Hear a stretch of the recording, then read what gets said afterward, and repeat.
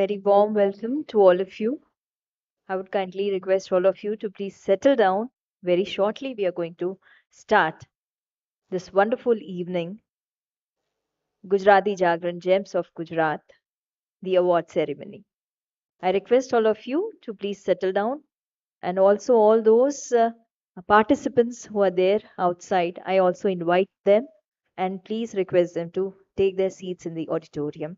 We are going to move towards a wonderful evening today. So, once again, a very warm welcome to all of you.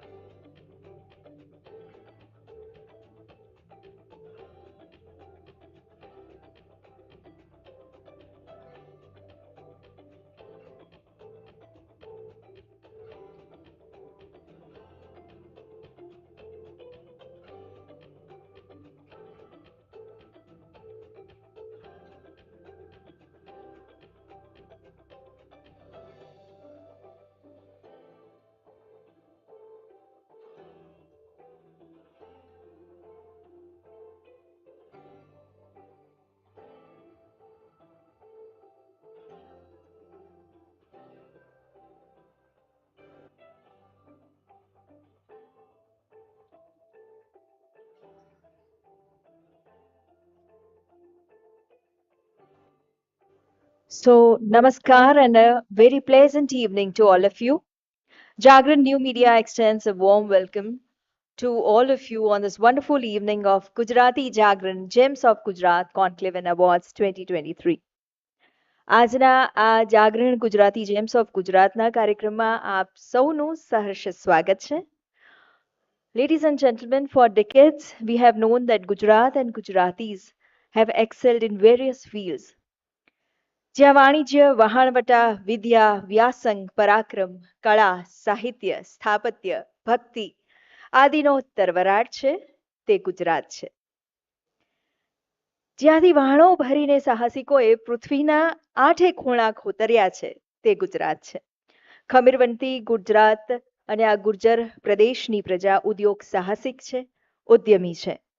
અને આ ઉદ્યમિતા, ઉદ્યોગ સાહસિકતા, નવીનતા અને સાથે સરળતા અને સહજતા એ ગુજરાતનો મૂળભૂત સ્વભાવ છે. અને એટલે જ ગુજરાતીઓ અને ગુજરાતમાં આવીને વસનાર લોકોએ અનેક ક્ષેત્રે ખેડાણ કરીને સમાજમાં એક સામાજિક પ્રભુત્વ પ્રસ્થાપિત કર્યું છે. ગુજરાતમાં વસનાર પ્રત્યેક ભારતવાસી ગુજરાતની ભૂમિ અને ગુજરાતની આ ઉદ્યમિતાના રંગે રંગાયા વગર રહેતો નથી. હું ગુર્જર ભારતવાસી, હું ગુર્જર ભારતવાસી, જંખુ પલપલ, સહુજન મંગલ, મન મારું ઉલ્લાસી. હું ગુર્જર ભારતવાસી. કવિ શ્રી ઉમાશંકર જોશીની આ પંક્તિઓ ગુજરાતના ગૌરવને ઉજવે છે. ત્યારે, ladies and gentlemen, to celebrate this pride and vibrancy of Gujarat, we are here today with talks and discussions focusing on the Gujarat's developmental journey and opportunities of development in Gujarat, and also to felicitate and recognize those who have excelled in various fields. Well, before we begin with the sessions, let me take a moment to give a brief idea, a brief description about Jagran New Media. Jagran New Media તે જાગરણ પ્રકાશન લિમિટેડની એક digital wing છે. બહોળા વાચક વર્તુળને દેશભરમાં આવરી લેતું પ્રતિષ્ઠિત જાગરણ ન્યૂ મીડિયા કોમસ્કોર પ્રમાણે 73 મિલિયનથી વધુ યુઝર્સ ધરાવે છે. તેમને આવરી લીધું છે, ત્યાં સુધી પહોંચ્યું છે.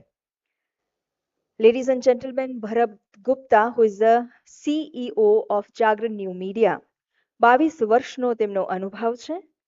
He has been at helm of managing and turning around diverse media business across print, radio, ground activation, and digital. He has played a pivotal role in providing factual and credible content that empowers New Bharat. He has been awarded with Youth Achievers Award at the 6th Global Marketing and Social Media Awards 2014. Jagran New Media was certified by Great Place to Work, that is GPTW, for 3 years in a row and was bestowed with Best Place to Work in Media in 2021. Bharat has been awarded his DMA Trailblazer Award 2023 in Women category under uh, Individual Excellence for his impactful vision and leadership in shaping her Zindagi's incredible journey to make it number one leading women's website in just 5 years. Being a people oriented team leader, Bharat is sincerely committed to revolutionizing Indian media by managing high performing teams and encouraging new age innovation. So, this is about Jagran New Media and the CEO Bharat Gupta. Ladies and gentleman, Gujarati જાગરણ પણ ગુજરાતીઓ અને ગુજરાતી વાચકો માટે એક સચોટ digital માધ્યમ તરીકે પ્રસ્થાપિત થયું છે. આજે ગુજરાતી જાગરણને સફળ એક વર્ષ પૂર્ણ થયું છે અને તે અનુસંધાને પણ આજે આપણે આ ઉજવણીમાં એકત્રિત થયા છીએ. તો આપ સૌને ફરી એકવાર ખૂબ ખૂબ આવકારીએ છીએ. મિત્રો, આજની આ ગૌરવવંતા સંધ્યાની આ કાર્યક્રમની શુભ શરૂઆત કરતા હવે ગુજરાતી જાગરણના સિનિયર એડિટર શ્રી જીવન કપૂરિયાજીને હું સાદર આમંત્રિત કરીશ સ્વાગત સંબોધન માટે. શ્રી જીવન કપૂરિયાજી, ખૂબ ખૂબ તાળીઓથી આપણે આવકારીશું.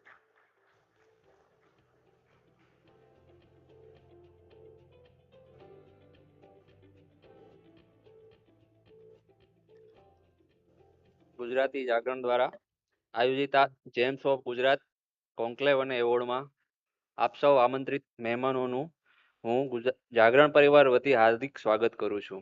આપ સૌ જાણો છો કે ગુજરાતી જાગરણ એ ન્યૂ જાગરણ મીડિયાની એક ગુજરાતી વેબસાઇટ છે જે દેશ અને દુનિયામાં ગુજરાતમાં બનતી હોય, દેશમાં બનતી હોય કે વિદેશમાં બનતી હોય ઘટનાઓને વિશ્વસનીય રીતે અને ઝડપી રીતે વાચકો સુધી પહોંચાડી રહ્યું છે. તેમણે બહુ જ ટૂંકા ગાળામાં અસાધારણ સફળતા મેળવી છે અને 3.5 મિલિયન યુઝરના બેઝને પણ પાર કર્યો છે.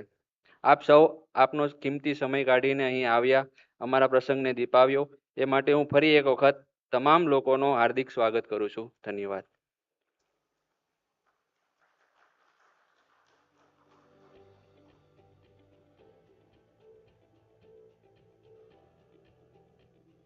આભાર અને ફરી એકવાર સહર્ષ સ્વાગત આપ સૌનું આજની આ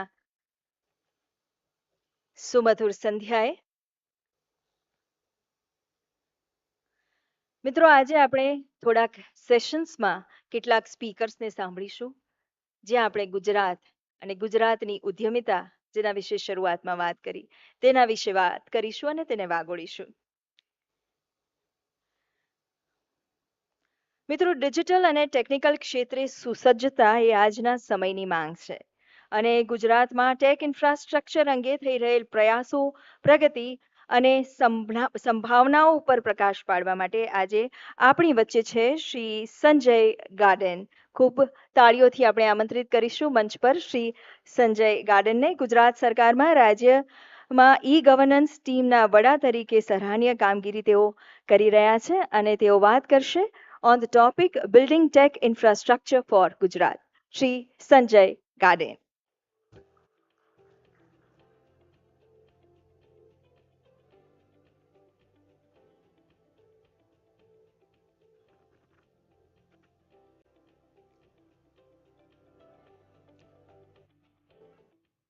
मेरे प्यारे मित्रों,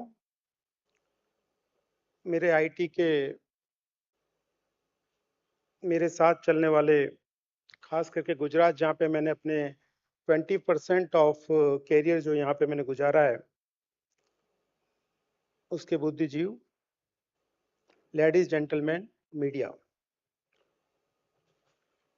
मुझे बड़ी खुशी है आज आपके साथ में यहाँ पे आके, पर्टिकुलरली जागरण न्यू मीडिया जिसने कि जेम्स अवार्ड इंस्टीट्यूट यहाँ पे किए हैं, वो बहुत रिलेवेंट हैं क्योंकि जब किसी को अवार्ड दिया जाता है तो न केवल 15 लोग और मैनी उससे एनकरेज होते हैं, बल्कि एक उसको एक ऐसी क्रेडिबिलिटी मिलती है जिसके तहत वो आगे बढ़ के दूसरों को दिखा के फिर धीरे धीरे धीरे अपने वर्क्स को एस्टेब्लिश कर पाता है। तो गुड, मैं आज अपनी बात विवेकानंद जी की जो संदर्भ है उसके साथ मैं आज शुरू करना चाहूंगा, जो कि आज भी इतने सालों बाद भी बहुत रिलेवेंट है। Why governments? Why you people? Ultimately, all you are and everyone, happiness is not just the money, it is something else. So, for what? All we educated, we have done in our life, whosoever are here in this room, they have done many achievements in their life. That's why they are at here today. So what he said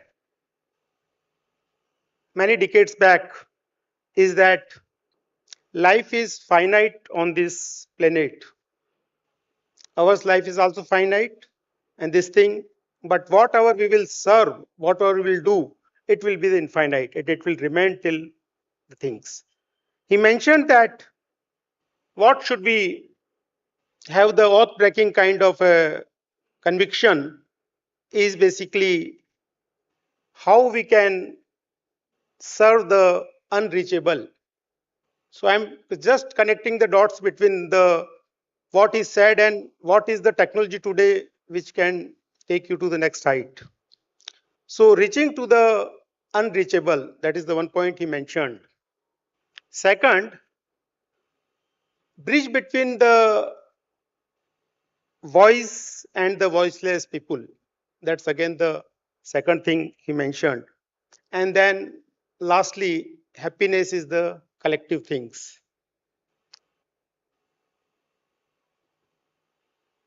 If we talk about these three things, then there is a greater responsibility on the part of the government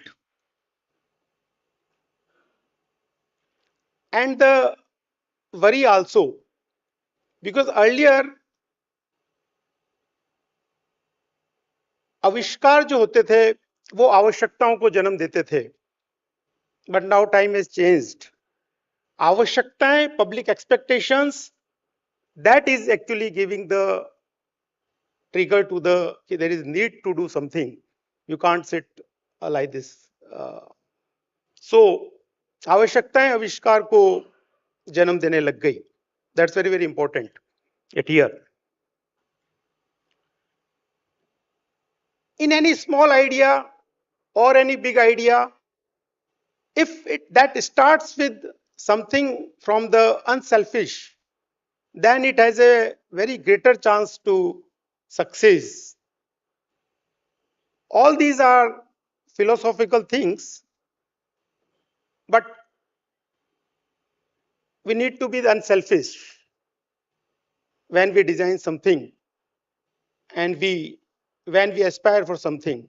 But ultimate is again the bridge between the voice to voiceless, then reachable to the unreachable, and finally the collective happiness. That's the mool mantra of any life. If our life, which is certain that it is finite, then we have to come out of that. Now I'd like to talk about the India story. Then I will talk about the digital India story. Then I will speak about the one, two great examples which you will, in a very simple language, you will remember for a long time. That's my content. Why India is growing like in this way?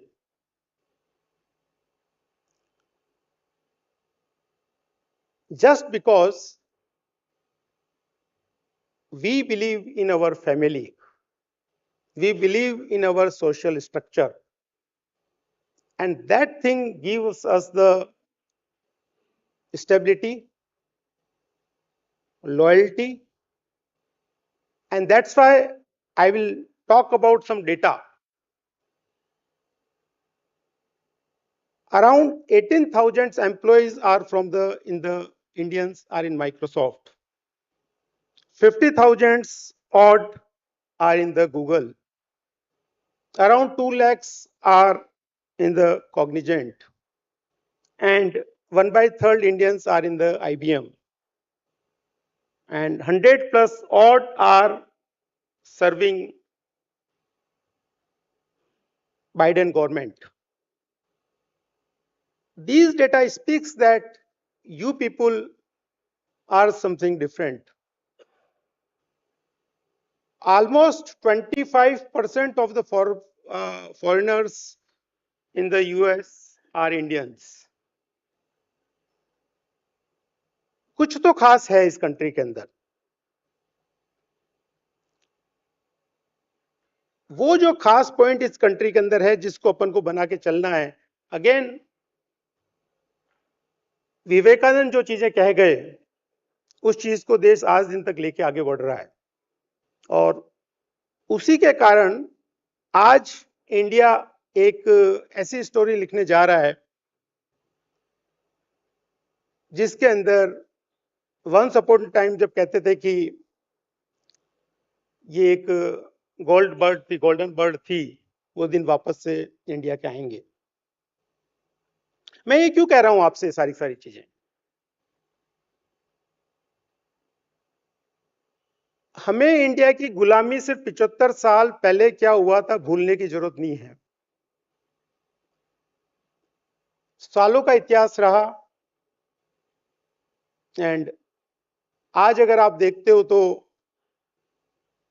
सिर्फ 75 साल ही निकले हैं और हम जिस direction में आगे बढ़ रहे हैं, कितना हम आगे निकलेंगे, लेकिन हमें इनको अपनी जो कोर प्रिंसिपल्स हैं उनके साथ में हमें लेके चलना बहुत जरूरी है आर्थिक व्यवस्थाओं के साथ साथ.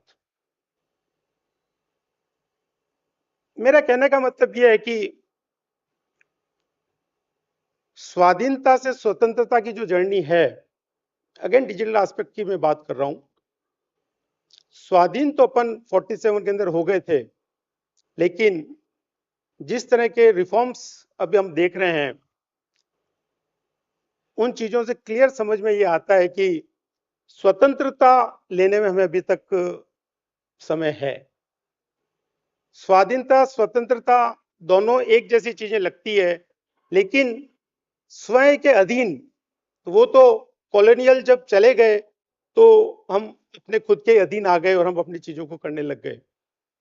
लेकिन स्वतंत्रता स्वयं के द्वारा चले जाने वाले सिस्टम आज भी अगर अपन देखते हैं तो गवर्नमेंट सिस्टम्स बोलो भले प्राइवेट सिस्टम्स बोलो, उसमें काफी सारे ट्रांसफॉर्मेशंस की जरूरत आज भी अपन को महसूस होती है.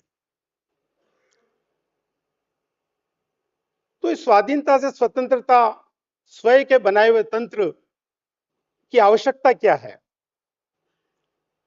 लकीली डिजिटल वर्ल्ड ने, जिसके आप सब लोग एक्सपर्ट्स हैं, मैं एज्यूम करके चल रहा हूं कि सब लोग आप डिजिटल फैमिली से ही हैं, मेरी फैमिली से.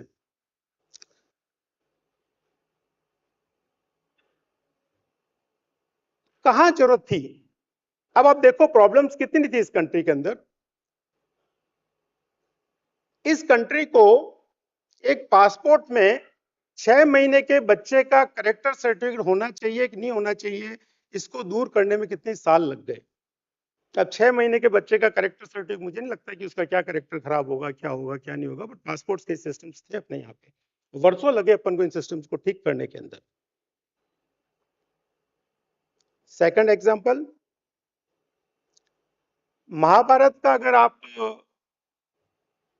मूल कारण महाभारत के अंदर क्या था, दोष क्या था, तो कहीं ना कहीं समझ में आता है कि रेवेन्यू रिकॉर्ड के अंदर वो गलती थी जिसको कि कृष्ण भगवान भी दूर करने में उनको समय लगा और कर नहीं पाए, मैनेज नहीं कर पाए पूरी चीजों को.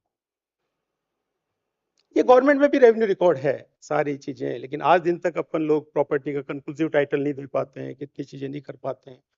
समझने के विषय है कि ये क्यों ऐसा होता है, क्यों ये सारी चीजें चलती है. अचानक से आप देखो, कुछ एग्जांपल से आप समझ सकते हो। मैं अगले आजकल जो घटनाएं घटित हो रही है उसकी मैं तरफ हल्का सा मैं आपको इंडिकेट करना चाहता हूं कि सोशल मीडिया, फेक आइडेंटिटी, जब तक सच अपने घर से बाहर नहीं निकलता, एक रात सो के नहीं उठता, तब तक झूठ पूरी दुनिया घूम के आ जाता है। और वो चीज अपन भुगत चुके हैं पहले से, कि महाभारत में क्या जरूरत थी ये कहने की कि भाई अंधा का बेटा अंधा होता है, बिना बात किसी चीज को चलाया जा सकता था उस चीजों के साथ में, लेकिन बोलना जरूरी था, बोला। आज ये देखो, फेक न्यूज, अश्वत्थामा मर गया, ये कर दिया, द्रोणाचार्य ने अपना सरेंडर कर दिया उसको फेंके। तो ये पुरानी बातें हैं जिससे तकनीकी के दौर के अंदर हमें ये समझने की जरूरत है कि हमारे सिस्टम्स के अंदर, स्वतंत्रता के अंदर क्या क्या दिक्कत थी, किन के सिस्टम थे जिनको हम इंप्लीमेंट करते आ रहे थे, जिनको हम चलाए जा रहे थे। बाइडन जिस कंट्री के अंदर अपन बोलते हैं कि रिसर्च सबसे, बाइडन जिस कंट्री के अंदर अपन बोलते हैं कि रिसर्च सबसे अच्छी होती है, बहुत पावरफुल कंट्री, इकोनॉमी है, 100+ अमंग अस, कंट्री बढ़ रहा है और जल्दी से हम लोग इन चीजों को समझ पा रहे हैं, आगे निकल पा रहे हैं। अब मैं आपको एक हल्की सी स्टोरी सुनाऊंगा, डिजिटल इंडिया की story. Why digital India is so relevant in our economy and everything. अगर आज इंडिया में से डिजिटल वर्ड हटा देते, मतलब कि अगर इंडिया की जो यूथ जो कि आईटी को सर्व करते हैं, बेंगलोर, हैदराबाद, और अगर इनको हटा देते, तो इंडिया की इकोनॉमिक पोजीशन के अंदर अपन बाकी जो अपने नेबर कंट्रीज हैं उनसे कोई बहुत ज्यादा दूर आगे नहीं निकल पाते। It is information technology, it is our financial acumen, that is the difference, जो मल्टी ग्रोथ होके हम उनको पीछे छोड़ते हुए जा रहे हैं। नाउ डिजिटल इंडिया, क्यों डिजिटल इंडिया इतना अब अच्छा लगने लग गया और ऐसा क्या इसके अंदर बदलाव आ गया? तीन चीजें सबसे बड़ी हुई पिछले, जब से ये आईटी प्रायोरिटी पे आई है। एक तो यूनिवर्सल बैंकिंग, एक यूनिवर्सल ऑथेंटिकेशन सिस्टम एंड एक यूनिवर्सल एक्सेस।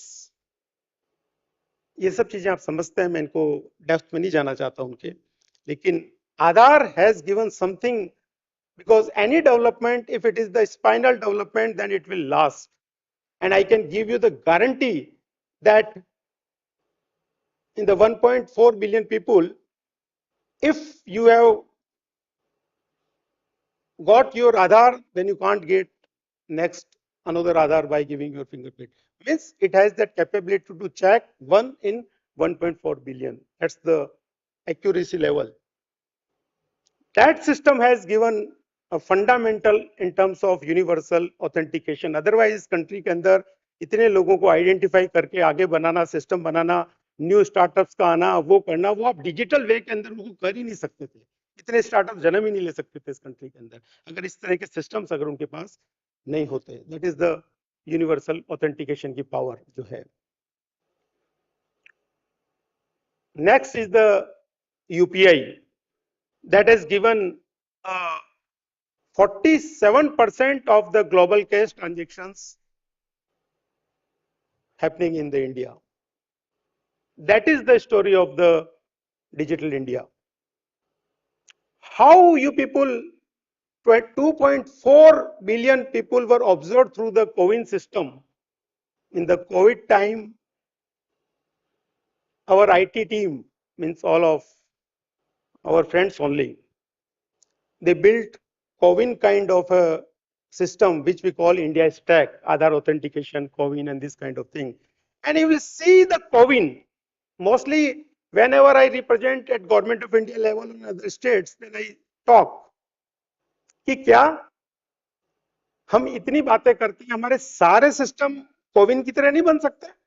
एक सिस्टम जिसको आप अगर बेंचमार्क लेके चल दो तो I think chapter is over, क्योंकि कोविड का वो एक समय था जब गवर्नमेंट वाले भी पेपर के हाथ नहीं लगाना चाहते थे, आप लोग भी हाथ नहीं लगाना चाहते थे। तो पेपरलेस एक ऐसे सिस्टम का जन्म हुआ। आप उसमें देखेंगे तो आधार ऑथेंटिकेशन था, एसएमएस था, ओटीपी था, बाहर निकले डिमांड आपके तो सप्लाई, तो किस तरह से वैक्सीन सब आपका डिस्पैच होकर वहां तक पहुंच रही थी, कैसे आप पर्टिकुलर रजिस्ट्रेशन किसी जगह पे जाना था, कहां पे आपको जाना है वो आपको करता था। नेक्स्ट आप जब वैक्सीन लेने जा रहे थे तो ऑब्जर्व करता था कि आपने पुराने टाइम में क्या ली थी, तो इंस्टीट्यूशनल मेमोरी उसके अंदर थी। फिर जैसे बाहर निकलते थे तो आपको एक वो क्यूआर कोड करके कार्ड मिल जाता था, वो था।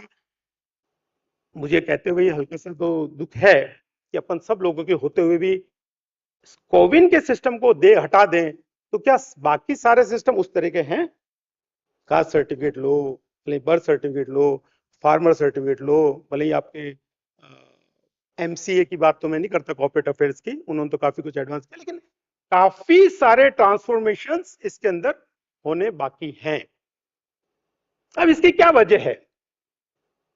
मैंने मेरे 30 साल के अंदर जो अनुभव किया और जो मैंने समझने की कोशिश की कि क्या वजह हो सकती है कि प्राइवेट सेक्टर्स के अंदर तो इतने सारे यूनिकॉर्न्स पैदा हो रहे हैं, इतनी यूनिवर्सल सर्विसेज उसके साथ में चल रही है, और यही गवर्नमेंट थी जो कोविन जैसी उन्होंने भी उस समय बना के दे दी, ये कर दी। तो क्या ऐसे कारण है जिसके कारण से ये चीजें जन्म नहीं ले सकती इन सिस्टम्स के अंदर? और इतने वर्कफोर्स को देखते हुए भी कहीं कहीं पे दिक्कतें हैं। तो मुझे एक कारण समझ में आया कि प्राइवेट और गवर्नमेंट के अंदर जो फर्क है वो रहता है कंसेंसस बिल्डिंग का।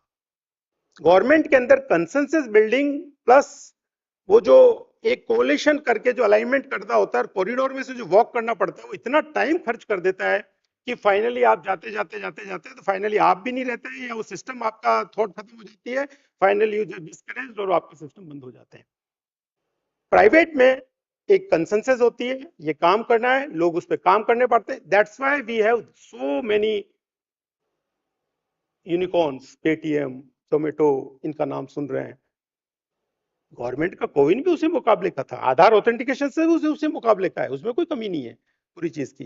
लेकिन कहने का मतलब है कि this consensus building is the one problem जो हमें स्वाधीनता से स्वतंत्रता के बीच के अंदर हमारी दूरियों को और जितनी समय उनको लेना चाहिए था उससे ज्यादा ले रही है, ये मेरा सोच है। अब मैं आपको गुजरात की ज्यादा मैं बात नहीं करना चाहता, क्योंकि आप सब लोग मेनली गुजरात से हैं। मैं कहने में बातें कर सकता था कि डेटा सेंटर है, हमारे पास स्वान है, हमारे पास जो मैं अभी महसूस किया है, एक तो गवर्नमेंट के जो सिस्टम्स हैं सचिवालय के और इनके, 7 महीने से तो पेपर पे मैंने कोई साइन नहीं किया है और कोई डाक मेरी टेबल के ऊपर नहीं आई है। So that I can assure you this is the change in the governance in the our government systems of our state.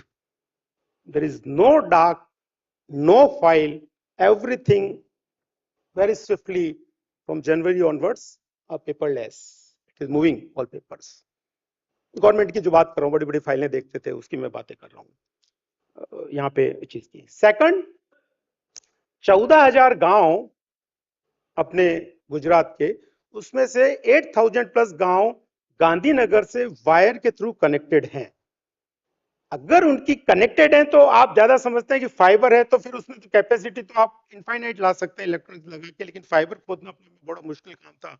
India के अंदर सिर्फ एकमात्र स्टेट गुजरात, जो अपना गुजरात, जो कि फाइबराइजेशन होकर वहां तक पहुंच पाया। पैसे सबको मिले, महाराष्ट्र को भी मिले, छत्तीसगढ़ को भी मिले, हरियाणा को भी मिले, राजस्थान को मिले, मैं राजस्थान से आता हूं, लेकिन बातें हैं, क्लाउड है, चीजें चली, लेकिन वो बातें नहीं हो पाई। लेकिन यहां पे गांधीनगर से चलने वाला फाइबर का अगला छड़ा लास्ट आपके मिलेगा आपको 8,000 प्लस गांवों के अंदर। That actually I want to say that is the one, I am happy to say that is the achievement. अब मैं बात करना चाहता हूं कि डिजिटल टेक्नोलॉजी ने ऐसा क्या किया जिसके कारण आज इंडिया में लिए गए जो सबसे बड़ा निर्णय, खास करके 370 आर्टिकल को हटाना, उसके बाद में जो वहां पे जो बदलाव आया, जो मैं आपको 4-5 लाइनें में समझा के अपनी बात को मैं विराम दूंगा। वहां क्या बदलाव आया?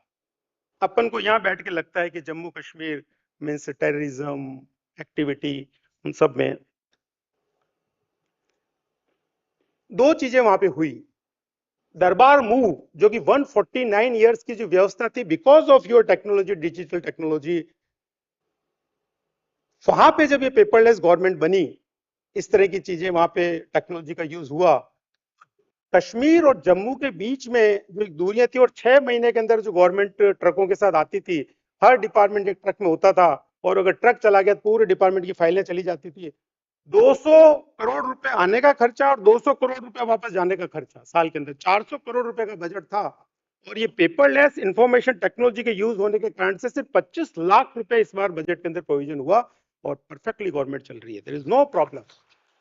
अब इन चीजों को समझने की आवश्यकता है। सेकंड, जो कि हम नहीं कर पाए, we are mature, this thing you learn, लेकिन हम लोग अभी भी नहीं।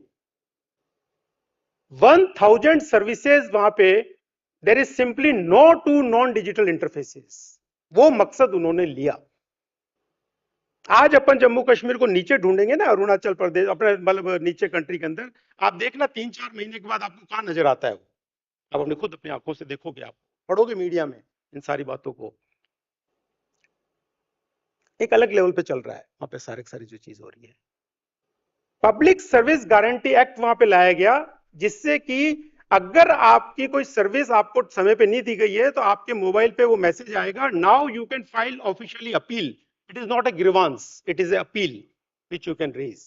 एंड अपील मीन्स जिसने उस सर्विस को डिस्पोज नहीं किया, तो नेक्स्ट लेवल पे वो सर्विस वहां पे चली जाएगी, उसके कलेक्टर उसको, then it will be pass on appeal, और वो जो रिकॉर्ड है वो उस ऑफिसर की सीआर के अंदर चला जाएगा, जो जिंदगी भर उसको 1 रुपए का फाइन देना पड़ेगा, बट उसके रिकॉर्ड में उपस्थित रहेगा। Can you understand what the empowerment जिसको अपन बात करते हैं? इन चीजों से क्या बदलाव आया, मैं ये बात करके अपना बस करूंगा। जो चेंज, डिजिटल टेक्नोलॉजी, लोग जम्मू कश्मीर को अलग तरीके से समझते थे, digital Jammu Kashmir is now the new world, they are talking about. सबसे पहली उनकी होती है कि गवर्नमेंट तो डिजिटल जम्मू कश्मीर की बातें करने लगे आजकल उस चीज में। तो देखो what transition they managed, they managed from bullets to businesses. 6 lakh tourist आज हर महीने वहां पे जाते हैं। दिल्ली टू अहमदाबाद, दिल्ली टू मुंबई उतनी फ्लाइट नहीं है जितनी 81 फ्लाइट्स दिल्ली से श्रीनगर जाती है daily, 81 flights. They are managing through the technology and this stuff, धीरे धीरे धीरे, बाकी बातें है, विषमताएं हैं, उनको सॉल्व नहीं किया जा सकता, लेकिन चल रहा है। तो bullets to businesses was the one transition which they are managing. Second, tension to tourism, जो मैंने कि 6 लाख लोग जा रहे हैं, और अपन ने नहीं सुने कि कभी कुछ वहां घटनाएं हुई, ये हुई वो हुई, तो लोग प्यार करने लग गए उनको, उनको इकोनॉमी उसी से चल रही है, तो एक बहुत बड़ी बात हुई है। Tension to tourism, then fear to fairness and faith, that is also building up, then dispute to development, many things, conflict to cooperation, and enforcement to empowerment, जो मैंने आपको ऑटोपिल की बात की। ये मैं आपको सिर्फ महाभारत, विवेकानंद, स्वाधीनता टू स्वतंत्रता, डिजिटल इंडिया, इंडिया की स्टोरी, फिर आप ही का एक छोटा सा जम्मू कश्मीर जिसके अंदर जो बदलाव आ रहे हैं, ये ही बात मैं आपके साथ करना चाहता था।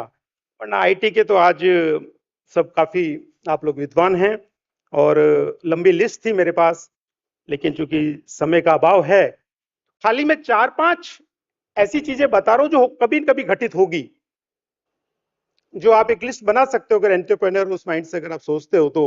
Cyber tehsil, something will take place, then urban surveillance in the building permissions, this thing, then automation in building approvals, and many एक ऐसा दिन आएगा जबकि कलेक्टर्स और ये उनके digital twin they will go and inspect and किसी घर गांव में जाके उनकी सर्विसेज देके वो आएंगे। ये दिन आएगा। जब मैंने विजन 2047 लिखा तो उसके अंदर ये बातें मैंने लिखी है कि ये एक दिन आने वाला है कि जब तो कलेक्टर्स और ये ऑफिसर्स जाएंगे, वर्चुअल इंस्पेक्शंस विल हैपन। यहाँ बैठे बैठे लोग इंस्पेक्ट करके आ जाएंगे और पूरा अपना रिकॉर्ड जिसका वर्चुअल रियलिटी और बोलते हो काफी सारी चीजों का आएगा। सैटेलाइट, आर्टिफिशियल इंटेलिजेंस, इनके यूज गवर्नमेंट के अंदर आएंगे। वो है एक्चुअली बदलता भारत। धन्यवाद, नमस्कार, thank you very much.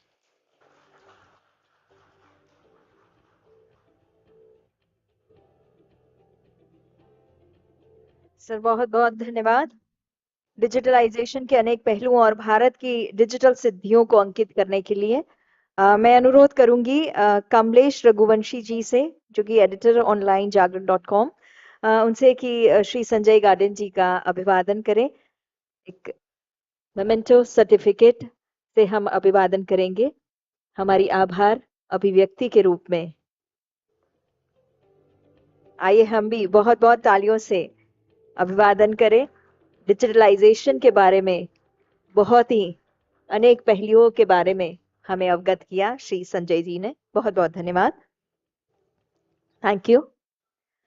Thank you, sir. And now, to focus on the innovation for holistic wellness, we now invite Shri C.S. Jadhav, CEO, InstaShield India. Shri C.S. Jadhav.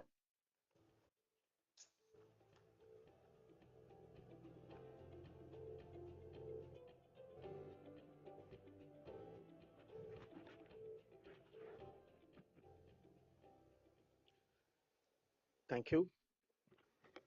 At the outset, I would like to thank Jagan Media for giving me an opportunity. Being from the healthcare sector, especially last 30 years, I've been to the healthcare sector. So I would like to focus in terms of holistic wellness and how the entire landscape of healthcare technology has changed.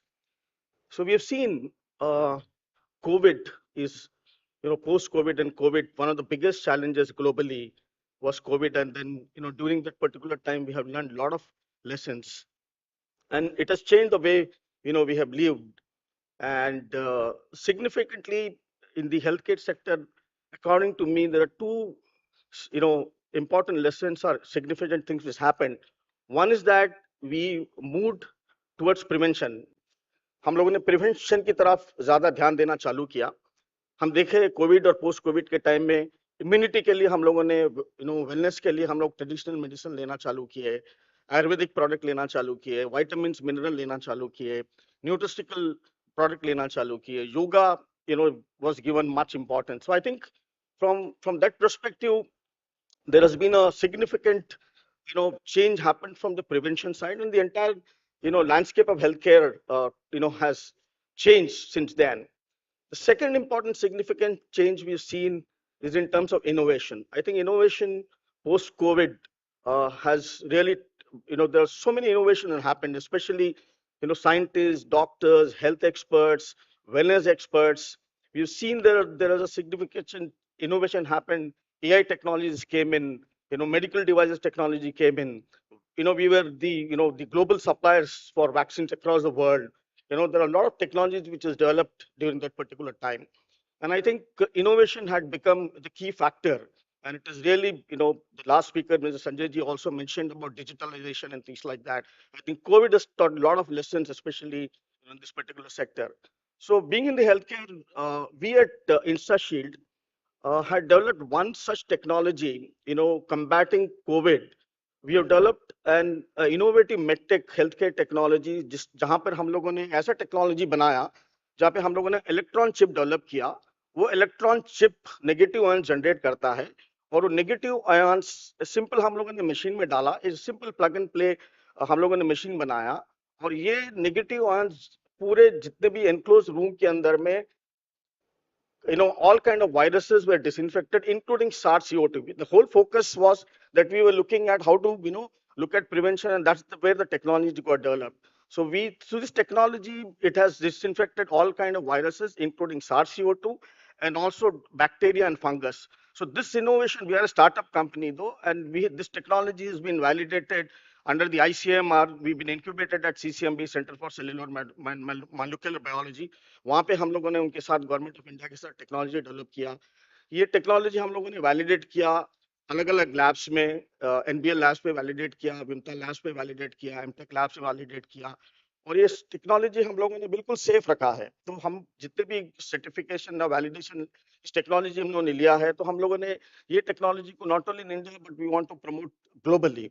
So I think one of the, this is a patented technology. It's a very, very innovative technology we as a startup company have developed. In the same healthcare sector, we also have developed one more innovative product called My 45 Nutrients, जहाँ पे हम लोगों ने देखा Covid के time में immunity के लिए, वो तो हम लोगों ने एक्सटर्नल फैक्टर जो हम लोग टेक्नोलॉजी बनाया, बट इम्यूनिटी और उसके लिए हम लोगों ने ऐसा प्रोडक्ट डेवलप किया जहाँ पे एज पर दी आरडीए जो हमको डाइटरी अलाउंसेस रिक्वायरमेंट होती है, उधर हम लोग एक टैबलेट में हम लोगों ने 45 न्यूट्रिएंट्स उस टैबलेट में डाला है. ये भी एक फर्स्ट टाइम है जहां पर ये टैबलेट मल्टीविटामिन देता है, इम्यूनिटी बढ़ाता है, प्रोटीन देता है, and this all purely plant based product हम लोगों ने बनाया है. I think this two technologies as a startup as a health care company we have developed, and I think it's very important that the healthcare, the entire landscape of healthcare is changing, the market is changing, and I think India, is a very, very good position. And we've seen vaccines, we have been the suppliers in the global market. And a lot of, emerging technologies are coming. And we at our company also are dedicated to serve the society at large. And I thank you very much once again for giving me an opportunity for the Jagran Media. Thank you very much.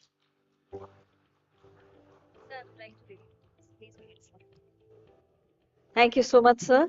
And now I would like to request Sri Suyash Laktakia, AVP Jagran New Media, to please come forward and felicitate Sri C.S. Jadhav.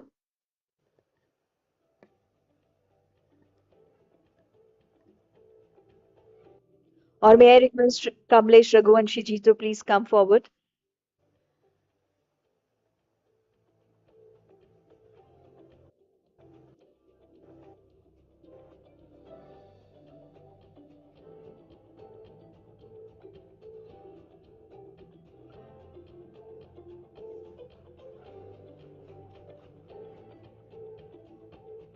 Thank you so much. Ladies and gentlemen, now we are moving towards a very interesting panel discussion. Whether it is about the startup ecosystems, policies, opportunities for new business development, Gujarat has always provided conducive environment and so has always been a business hotspot. Moving forward, we now have a panel discussion on Gujarat, a business hotspot, exploring emerging sectors in Gujarat.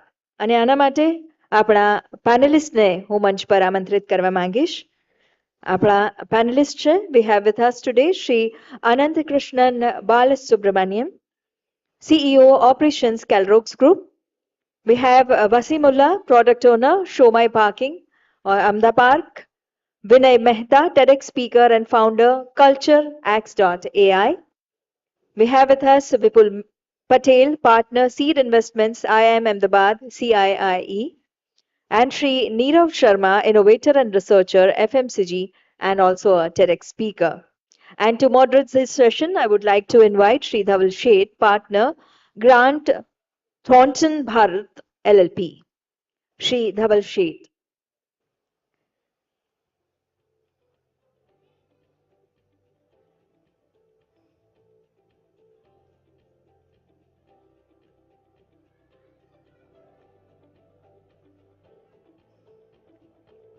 So please welcome all our panelists on the dais. A big round of applause for all of them. ખૂબ ખૂબ તાળીઓથી આવકારીએ આપણા સર્વે panelists. They are going to talk about the topic Gujarat, a business hotspot, exploring emerging sectors in Gujarat. ઘણી ચર્ચાઓ અને discussions આજે ગુજરાત અને ગુજરાતની ડેવલપમેન્ટની જર્ની વિશે થવાના છે. આગામી સમયમાં આપણે જ્યારે વાઇબ્રન્ટ ગુજરાત ના એ ભવ્ય આયોજનના પણ સાક્ષી બનવાના છીએ, ત્યારે એના પૂર્વાર્ધના રૂપે પણ આવા ડિસ્કશન્સ અને આવા સંબોધન આપણને એ દિશામાં પ્રેરિત કરશે અને ગુજરાતની આ ડેવલપમેન્ટલ જર્ની વિશે વધુ જાગૃત કરશે. તો ફરી એકવાર ખૂબ ખૂબ તાળીઓથી આવકારીએ આપણા સર્વે panelist. Now over to Shri Dhaval Sheth.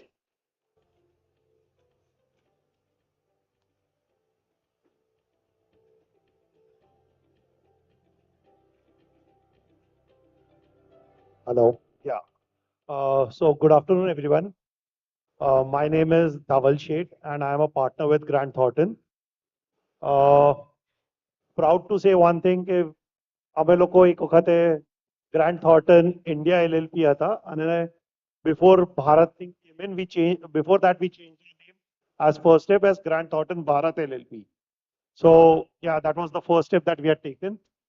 Today here with me, I have an eminent panel which is there, and we'll be discussing more on the Gujarat startup ecosystem, Gujarat development model, and so on and so forth. We have distributed this in a very short way.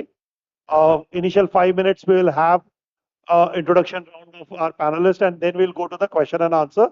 And in the last 5 minutes, we will welcome your questions also. So yeah, over to you, sir. Om Shri Gurubhyo Namaha. Thank you, Jagan, for this beautiful opportunity. Lovely Gujarat, Gujarat ke Vasiyan. I love this opportunity of being here in Gujarat and speaking in front of you. Thank you very much. My name is Anant Krishnan. I take care of operations for a company called Conclave. Thank you for this opportunity. Yes. Hello everyone. This is Wasim from Show My Parking in Ahmedabad. So I'm fortunate to be over here. I'm co-founder of Show My Parking, which we started before few years. And that Ahmedabad Park, if I talk about, it was inaugurated by then Chief Minister Sri Vijay Rupani sir. And till date, we have managed more than 10 lakh parking bookings. We have more than 4 lakh registered users.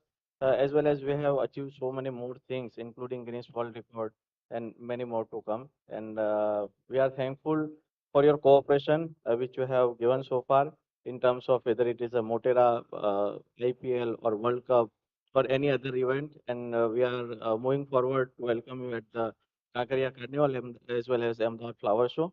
Okay, so that is a quick introduction of me and Show My Parking. Thank you, Wasim ji.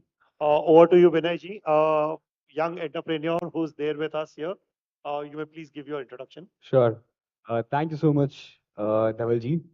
Thank you so much, Jagran and everyone here. Super humbled to be on this panel. Okay, just a quick context. I think I am the odd one out here. I am one of those artists. I'm a professional dancer turned entrepreneur. I've danced for 7 years of my life, professionally trained in contempt and jazz.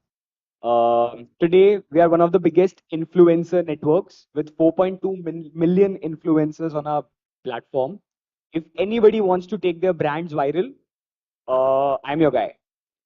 We've worked with 10,000 plus, 10,400 plus influencers to be very precise, across 13 different languages like a Tamil, Telugu, Kannada, Haryanvi, all these influencers. We use them to set narratives on social media via our tech. We work with brands like a Swiggy, Lenskart, Kia Motors, T-Series, Z Music, and a lot of such top tier brands who use social media in their advantage. That's a brief introduction about us. Thank you. Thank you, Vinay ji. Over to you, Vipul ji, for an introduction, please. Hi. Good evening, everyone. My name is Vipul. I work for CI. We are Entrepreneurship Center of IIM Ahmedabad. We provide advisory and investment support to early stage ventures. We are a sector agnostic, but primarily focusing on three fundamental themes: deep tech, sustainability, and digital inclusion. We have supported more than 1,500 plus startups, and we are equity investor in more than 350 plus company. This is one of the largest, you can say, early stage startup platform in the country, which is based out of IIM Ahmedabad. Thank you. Thanks. Over to you, Nirav ji. Hello everyone. આપણે James of ગુજરાતમાં બેઠા છે એટલે થોડી ગુજરાતીમાં વાત કરીશું. મારું નામ નીરવ શર્મા છે. મારી એજ 31 છે.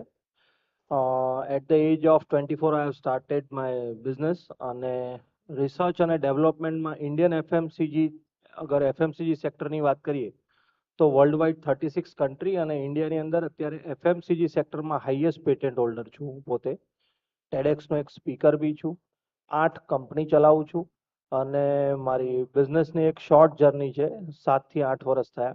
આજે અમે 110 કન્ટ્રીની અંદર એક ટ્રુ ગુજરાતી તરીકે વાત કરીએ તો મારી રિસર્ચના લીધે ચરક સંહિતા બેઝ અને આપણા ભારતના જેટલા બી વેદ અને પુરાણોમાં જે બી ઉપલબ્ધિઓ હાસિલ છે આપણે આજે ભારતમાં એને આપણે આજે મોડર્ન સિવિલાઇઝેશનની અંદર કઈ રીતે પ્રોડક્ટમાં ઇનોવેશન્સ થઈ શકે અને આજની ટેકનોલોજી સાથે કઈ રીતે આપણે ભારતના મૂળભૂત મુદ્દાઓને અને મૂળભૂત જ્ઞાનને આપણે કન્વર્ટ કરી શકીએ એના રિલેટેડ હું કન્ટિન્યુઅસલી અત્યારે વર્ક કરી રહ્યો છું. ઘણી બધી મલ્ટીનેશનલ કંપની સાથે બી મારા B2B કોન્ટેક્ટ છે. ગવર્મેન્ટ માટે બી મારા ઘણા બધા research in terms of dairy cattle એવી રીતના ઘણી અલગ અલગ ઇન્ડસ્ટ્રીઝની અંદર બી અમે મારી રિસર્ચ પ્રોવાઈડ કરું છું. So basically I am a innovator and researcher. Thank you. So, great to be here. We have a diverse panel out here with multiple, and I'm sure that we will get more idea on what we think of the Gujarat, which obviously we do a vibrant Gujarat. Not only that, how Gujarat will be a successful future gateway to the future. Now, I would like to start my discussion starting from say 2001. 2001 હતું જ્યારે આપણે ત્યાં earthquake આવ્યો હતો અને એના પછી ગુજરાતમાં શું ચેન્જીસ આવ્યા છે તો કે there has been a tremendous industrial growth આપણે જોઈ છે 2001 થી લઈને જ્યારે આપણા હાલના પ્રાઇમ મિનિસ્ટર શ્રી નરેન્દ્ર મોદી ત્યારે ગુજરાતના ચીફ મિનિસ્ટર હતા અને ત્યારથી એમણે આ મોડલ એડોપ્ટ કર્યું હતું જ્યારે 2001 2003 થી વી સ્ટાર્ટેડ વાઇબ્રન્ટ ગુજરાત જે હવે દેશમાં દરેક સ્ટેટ કરી રહ્યું છે. So that was the first point. Now, what are the changes? એક industrial growth engine તો છે જ આપણું. GDP which has increased by multiple folds, say 10.5 from 2001 to 3 to 2019. That's the GDP ratio. Infrastructural developments. I believe જે લોકો અમદાવાદમાં પહેલેથી રહેતા હશે એ લોકોને ખબર હશે. I'm just talking about the common infrastructure, which includes your bridges, which includes your riverfront and all those things. 2007 કે 2008 એવું કંઈ નહોતું જે અત્યારે અમદાવાદમાં છે. This is a very simple example of infrastructural development. Investment of FDI, foreign direct investment, which has come up to a huge extent in our country. And one of the factors obviously again is Vibrant Gujarat. Why I have been stressing on Vibrant Gujarat is because we have Vibrant Gujarat coming up in next month. Obviously, we would like everyone to participate there also, and that will be a great opportunity for all the buyers, sellers to meet and grow the business. Next is the amount of employment generation which has happened, and last but not the least, the export promotion which has expanded, or export performance, if we say, which has happened. Now, there are a few specific questions which I would like to put in front of the panel. And maybe Anantaji, you are sitting next to me, so you'll go first with the question. What makes Gujarat a business hotspot in India? Or what are the key factors contributing to Gujarat's economic, also say educational growth? Okay. So you started that from 2001, from the earthquake is when Gujarat saw a tremendous growth in the education sector. I would go one step backward. I would say since 1960 to 1990, even then Gujarat had a substantial amount of, I should say, development in the industrial space. Now, if you see, there are a couple of important reasons why Gujarat has come up to be an industrial hotspot in this country. One, Hawa mein business hai Gujarat. Do you all agree to that or not? Each and every Gujarati is a businessman in himself, an entrepreneur in himself, right? मैं अपने आप को आज की date में गुजराती बोलता हूँ. मैं ऐसा गुजराती हूँ शायद जो गुजराती बोल नहीं पाता हूँ लेकिन गुजराती समझता हूँ, गुजराती पढ़ता हूँ. I love eating Gujarati stuff, but I can't speak unfortunately. But चलते हुए I'll also do that. So now I'm about 12 years in the state. I live here in the state. I love the state for all reasons. So यहाँ का हवा is about business, right? यहाँ का बहुत simple सा एक नियम है, 1000 दिन sustenance and then resilience and then growth. Right ये अगर आप वैसे देखेंगे तो कहीं पे भी एज अ इकोसिस्टम किसी स्टेट में पाया नहीं जाएगा. सो ये तो रहा हवा में बिजनेस की बातें. If you see from the governmental perspective, in terms of what did the government do to make Gujarat a business hotspot, 224 GIDCs develop हुई हैं स्टेट के अंदर, 28 ACZ डेवलप हुई हैं, 11 special economic special investment zones develop हुई है, जिसमें से लेटेस्ट इज धोलेरा. आज की डेट में पावर में Gujarat is the leading power generator in the whole country. 30 gigawatt के ऊपर पावर जनरेट होती है यहाँ पे, राइट. सबसे बड़ा सोलर इकोसिस्टम प्लांट गुजरात के अंदर है, जो सैटेलाइट से दिखता है. Plant is visible from the satellite also, that big a plant, right. You have diverse industrial basis, petroleum, petrochemical, chemicals का सबसे बड़ा बेस यहाँ पे है, राइट. ग्राउंडनट्स का बहुत बड़ा बेस यहाँ पे है. डेनिम्स का नंबर 3 है आज की डेट में पूरे वर्ल्ड में, राइट. कॉटन मैन्युफैक्चरिंग में 60% यहाँ से होती है, सिल्क में 18% यहाँ से होती है. मैं हमेशा बीइंग फ्रॉम साउथ समझता था कि south is for silk, but when I was going to the paper research papers KPMG का, आई गॉट टू नो कि 18% तो यहाँ से होता है, राइट. आप अगर एयरवेज की बात करें, 17 airports operational, 2 international airports, right. आप अगर रेलवेज की बात करें, 300 ऑनगोइंग प्रोजेक्ट्स रेलवेज के अंतर्गत. हाई स्पीड रेल कॉरिडोर यहाँ पे हो रही है, सेमी स्पीड रेल कॉरिडोर यहाँ से राजकोट की यहाँ पे हो रही है. Bombay Delhi industrial corridor major अंग जो है हमारे गुजरात के पास होता है, राइट. नेशनली इंटीग्रेटेड है हमारे सारे के सारे नदियाँ. हम सालों से बात करते आए हैं कि देश में नदियों को इंटीग्रेट करेंगे. गुजरात में ये एक सपने को साकार करके दिखा दिया गया. जो लास्ट टाइम जब मैं डोडो गया था, I was passing through some areas of Bhuj. Bhuj में vegetation, it was unheard of 20 years back. आप कभी सोच सकते थे कि भुज में कोई किसान जो है खेती कर रहा होगा और वहां पे कुछ अनाज उगा रहा होगा? आज होता है. आज की डेट में जस्ट रण से 10 किलोमीटर पहले तक खेती होती है. कैसे होती है? बिकॉज इंटीग्रेट किया हमने यहाँ पे नदियों को, राइट. इतनी सारी. So it is a wholesome 360 degree development program along with sustainable development program. इसका नतीजा आज हम इस गुजरात में बैठे, हम इसको रीप कर रहे हैं, इसका बेनिफिट उठा रहे हैं, और आने वाले 20 साल में तो ये स्टेट पता नहीं कहाँ से कहाँ जाने वाला है. I hope I answered the question of yours. So that was a perfect answer. Quite elaborative, I must say. And sorry, we will have to break this session because Honorable Minister Balwanji has just arrived, and he just has his time frame of 5 to 7 minutes with us. So he'll be coming, he'll be delivering the lecture, and then we'll continue with this panel again. Sorry for this inconvenience, but some things we cannot help it. Yeah.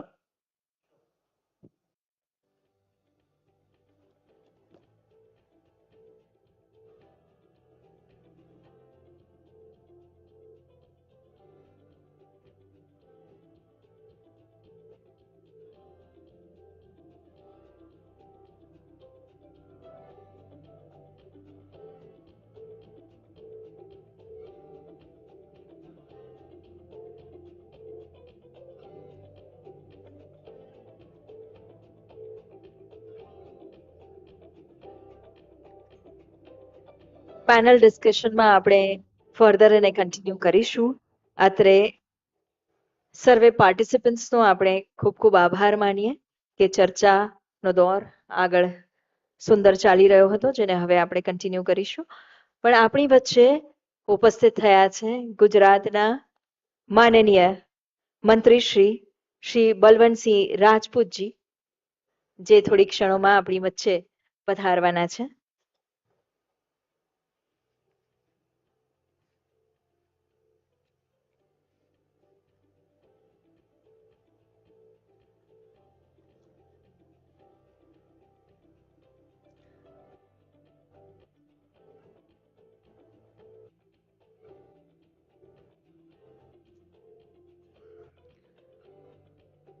Shri Balwant Rajput, Honorable Minister for Industries, Micro, Small and Medium Industries, Cottage, Khadi and Rural Industries, Civil Aviation, Labour and Employment, Government of Gujarat. He's here to guide us on the vibrant Gujarat navigating the next decade of sustainable growth.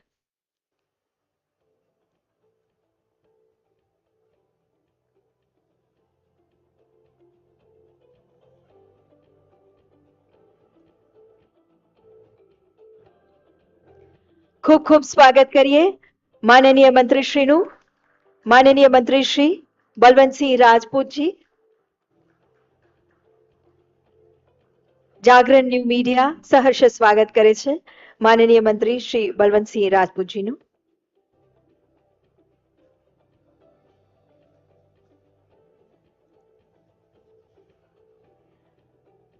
અને विनती करीशु, हम अनुरोध करेंगे श्री भरत गुप्ता जी से कि माननीय मंत्री जी का वे स्वागत अभिवादन करें तुलसी के पौधे से.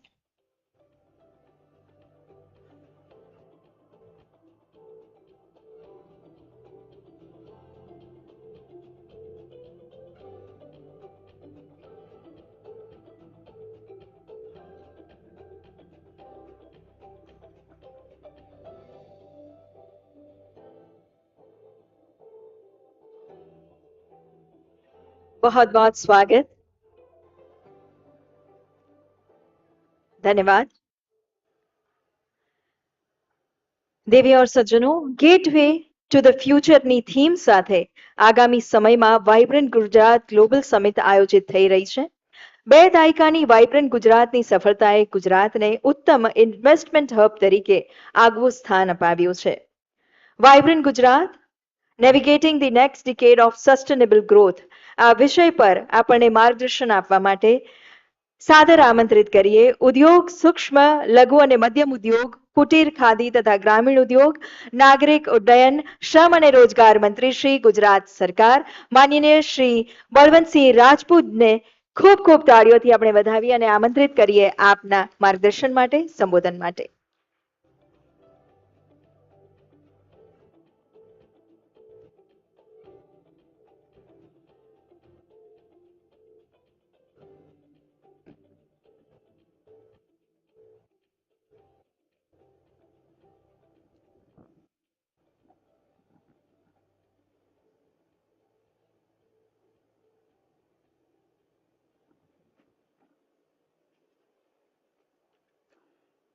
આજના કાર્યક્રમમાં ઉપસ્થિત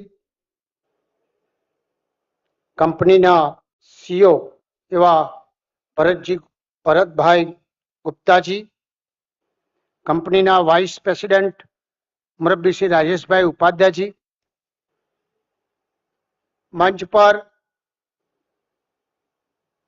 અને મીડિયાના મિત્રો, રોકાણકાર ભાઈઓ, આજે એક વાતનો આનંદ છે. આનંદ એ વાતનો છે કે જાગરણ મંચને 1 વર્ષ પૂર્ણ થયું. એમને વિચાર કર્યો કે ગુજરાતના ચમકતા અમારા ઉદ્યોગપતિશ્રીઓ હોય, ગુજરાતના વિકાસની વાત હોય અને સાથે સાથે તમામનો વિચાર એકબીજા સાથે રજૂ કરી શકાય એ માટેનો એક સરસ મંચ અને એક સરસ આયોજન કર્યું. એ બદલ ખૂબ ખૂબ જાગરણ મંચના તમામ ભાઈઓને ખૂબ શુભકામનાઓ પાઠવું છું અને અભિનંદન આપું છું. હંમેશા પત્રકાર મિત્રો એટલે કહેવાય છે કે ચોથી જાગીર જેમને આપણે કહી શકાય. અને આ કંપની એટલે આઝાદી પહેલાથી શરૂઆત કરીને દેશની અંદર અનેક રાજ્યોમાં 11 રાજ્યોની અંદર સરસ નેટવર્ક ધરાવે છે. 6 કરોડથી વધારે લોકો ખરેખર આ જોતા હોય અને આટલું સરસ નેટવર્ક ધરાવીને દેશ માટે ખરેખર બધાને ઉપયોગી થતા હોય તો ખરેખર જેટલા ધન્યવાદ આપીએ એટલા ઓછા છે. આજના પ્રસંગે ખાસ કરીને જે ગુજરાતમાં રાખવામાં આવ્યું છે અને જે રીતે ગુજરાત માટેની વાત કરવા માટેનો મને જે વિષય આપ્યો છે એ વિષય એટલે આપણને બધાને થાય કે ગુજરાત એટલે સમગ્ર ભારતની અંદર એક વિકાસ મોડેલ તરીકે આજે સમગ્ર દેશમાં ગુજરાત નંબર 1 છે. આજે આદરણીય પ્રધાનમંત્રી નરેન્દ્રભાઈ મોદી સાહેબ જ્યારે ગુજરાતના મુખ્યમંત્રી હતા ત્યારે 20 વર્ષ પહેલા એમણે ગુજરાતનો વિચાર કર્યો. ગુજરાતને કેવી રીતે ડેવલપમેન્ટ કરી શકાય. ગુજરાત પાસે 1600 કિલોમીટરથી વધારે આજે દરિયો છે. ગુજરાતી ભાઈઓ એવું કહેવાય કે ગુજરાતની અંદર ગુજરાતી ભાઈઓ જ્યાં જાય અગર વેપાર સારી રીતે ડેવલપમેન્ટ કરી શકે એવી ગુજરાતની શાખ સમગ્ર ભારતની અંદર જ્યાં જ્યાં જરૂર પડી ત્યાં આગળ ગુજરાતનો હંમેશા કાંઈ ને કાંઈ ક્ષેત્રે દેશ માટે ઉપયોગી થઈ શકાય એ માટે આપણા ગાંધીજી હોય, સરદાર વલ્લભભાઈ પટેલ હોય, એવા અનેક ક્ષેત્રે ગુજરાતે હંમેશા યોગદાન આપ્યું છે. અને જ્યારે આદરણીય મુખ્યમંત્રી નરેન્દ્રભાઈ મોદી સાહેબે ગુજરાતને કેવી રીતે ડેવલપમેન્ટ કરવું, કેવી રીતે એને આગળ લઈ જઈ શકાય એનો પહેલો વિચાર કદાચ કલ્પી ના શકાય વિશ્વમાં અને સમગ્ર ભારતની અંદર 2003માં પહેલી વાઇબ્રન્ટની શરૂઆત કરી. એ વખત 2003માં હું પણ સાક્ષી છું. હું પણ એ વખત ધારાસભ્ય હતો. બધાને એવું નવાઈ લાગતું કે વાઇબ્રન્ટ શું થશે, કેવી રીતે ડેવલપમેન્ટ થશે, એનાથી કેવી રીતે વિકાસ થઈ શકાય. પણ એક મંચ ઉપર રાખીને બધાને સાથે જોડીને સમગ્ર દેશમાંથી, રાજ્યોમાં અને વિદેશોમાંથી લોકોને લાવીને એક વિચારધારા સાથે વિચાર કરીને ગુજરાતની અંદર શું ફેસિલિટીઓ મળી શકે એની વાત કરીને 2003માં શરૂઆત કરી હતી. આજે 2003ની શરૂઆત થઈને દર 2 વર્ષે એક વાઇબ્રન્ટ થાય. આજે 9 વાઇબ્રન્ટ ગુજરાતની અંદર પૂર્ણ થઈ છે. મને કહેતા વાતનો આનંદ છે. 20 વર્ષની અંદર આદરણીય નરેન્દ્રભાઈ મોદી સાહેબે જે એક બીજ રોપ્યું હતું એ આજે વડવૃક્ષ બનીને સમગ્ર ભારતની અંદર એ ગુજરાત એક વિકાસ મોડેલ થયું છે. અને આજે એના માટે કહેવાય સમગ્ર ભારતની અંદર 33% નિકાસ જો કોઈ રાજ્ય કરતું હોય તો આજે ગુજરાત કરી રહ્યું છે. આપણને બધાને એમ લાગે કે 11% એક ફેક્ટરીનો હિસ્સો જો સમગ્ર દેશની અંદર હોય તો આજે ગુજરાતનો છે. આજે રોજગારી આપવા ક્ષેત્રે પણ ગુજરાત છેલ્લા 20 વર્ષથી આજે નંબર 1 છે. આજે એમ કહેવાય સ્ટાર્ટઅપની શરૂઆત કરવી હોય તો પણ નંબર 1 છે.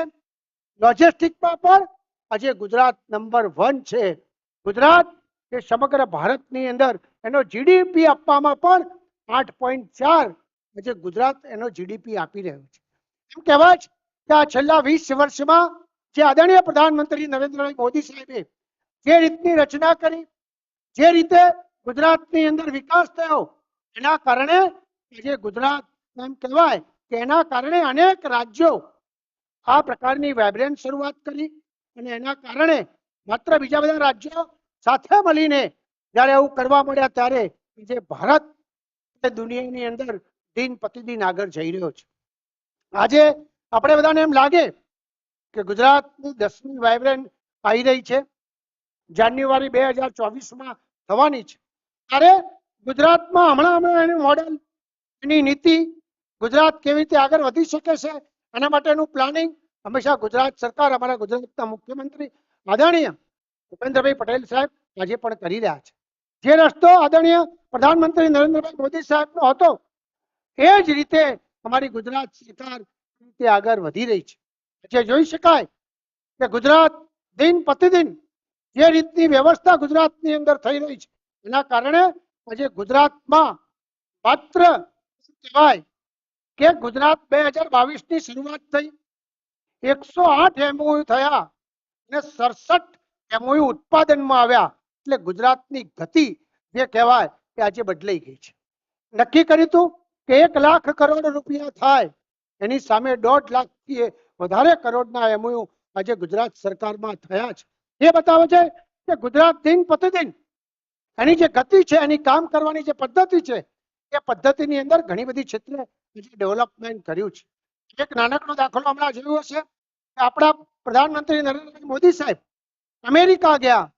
અમેરિકાની અંદર એમને સેમિકન્ડક્ટરની જે કંપની છે માઇક્રો, એ આદરણીય પ્રધાનમંત્રી નરેન્દ્રભાઈ મોદી સાહેબને મળ્યા. એમણે ભારતની અંદર આવવાની વાત કરી અને ભારતમાં રોકાણ કરવાની વાત કરી. આજે જ્યારે એમને વાત કરી એના છઠ્ઠા જ દિવસે ગુજરાતે એમને જમીન આપી દીધી. એટલે આ ભારતની અંદર વિશ્વમાં આટલી ઝડપી જો રાજ કરતું હોય તો આજે ગુજરાત કરી રહ્યું છે, આપણા સૌ માટે ગૌરવની વાત છે. 6 દિવસની અંદર માત્ર જમીન આપી, 90 દિવસની અંદર એનું ખાતમુહૂર્ત થયું અને 18 મહિનાની અંદર સેમી કંડક્ટર આપણા ગુજરાતની અંદર એની ફેક્ટરી ચાલુ થશે અને 18 થી 20,000 લોકોને ટેકનોલોજીની દ્રષ્ટિથી જોડી શકશે. એ ગતિથી આજે ગુજરાત કામ કરી રહ્યું છે. તમે ગુજરાતની અંદર એ સિસ્ટમ જોઈ હશે કે અમારી ગુજરાત કેવી રીતે આગળ વધે અને માપદંડ જે કહેવાય એ માપદંડની શરૂઆત આ સેમી કંડક્ટરથી આપણે માની શકાય કે ગુજરાત એક નક્કી કરેલા ધારાધોરણ મુજબ જ્યારે 18,000 કે 20,000 લોકો જ્યારે રોજગારી આપવાની થાય, રોજગારી માટે પણ અમારી સ્કિલ યુનિવર્સિટી આદરણીય પ્રધાનમંત્રી નરેન્દ્રભાઈ મોદી સાહેબનું સપનું છે. વિશ્વના અનેક દેશો ચાહે જાપાન હોય 95% કરતા હોય, ફોરેનમાં 65% કરતા હોય, સ્કિલ માટેની જ્યારે તૈયારી થતી હોય એ જ પ્રકારની ગુજરાતની અંદર પણ વ્યવસ્થા કરી છે. કોઈ પણ ઉદ્યોગપતિ શ્રી આવે અને કયા પ્રકારના સ્કિલ જોશે એની તૈયારી પણ 2 વર્ષ પહેલા ગુજરાત કરી શકે બાબતનું આદરણીય પ્રધાનમંત્રીએ અહીં આગળ એક સરસ વ્યવસ્થાનું ડેવલપમેન્ટ કર્યું છે.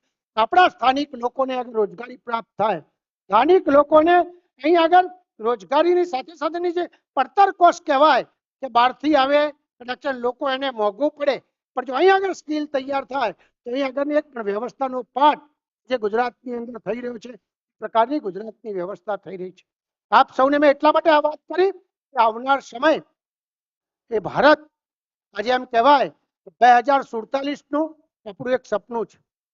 આદરણીય પ્રધાનમંત્રી નરેન્દ્ર મોદી સાહેબ આપણું આત્મનિર્ભર ભારત થાય, ભારત આત્મનિર્ભરની સાથે સાથે સમગ્ર વિશ્વગુરુ બને, મહાસત્તા બને, એના પ્રકારનું ડેવલપમેન્ટ કેવી રીતે કરી શકાય એનું જે સપનું છે સપનાને કેવી રીતે પૂરું કરી શકાય એના માટેની અનેક પ્રકારની વ્યવસ્થા 25 વર્ષનો એક ચાર્ટ આપણા ગુજરાતમાં અને ભારતમાં જ્યારે તૈયાર થઈ રહ્યો હોય.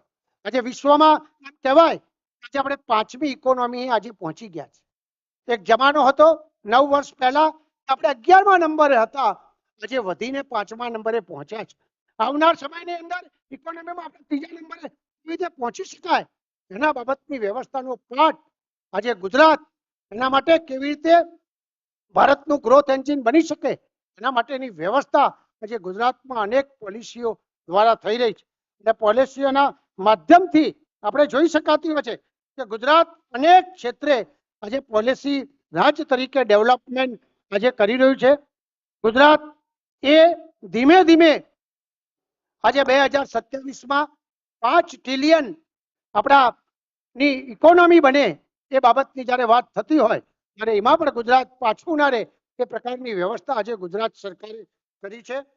ગુજરાતના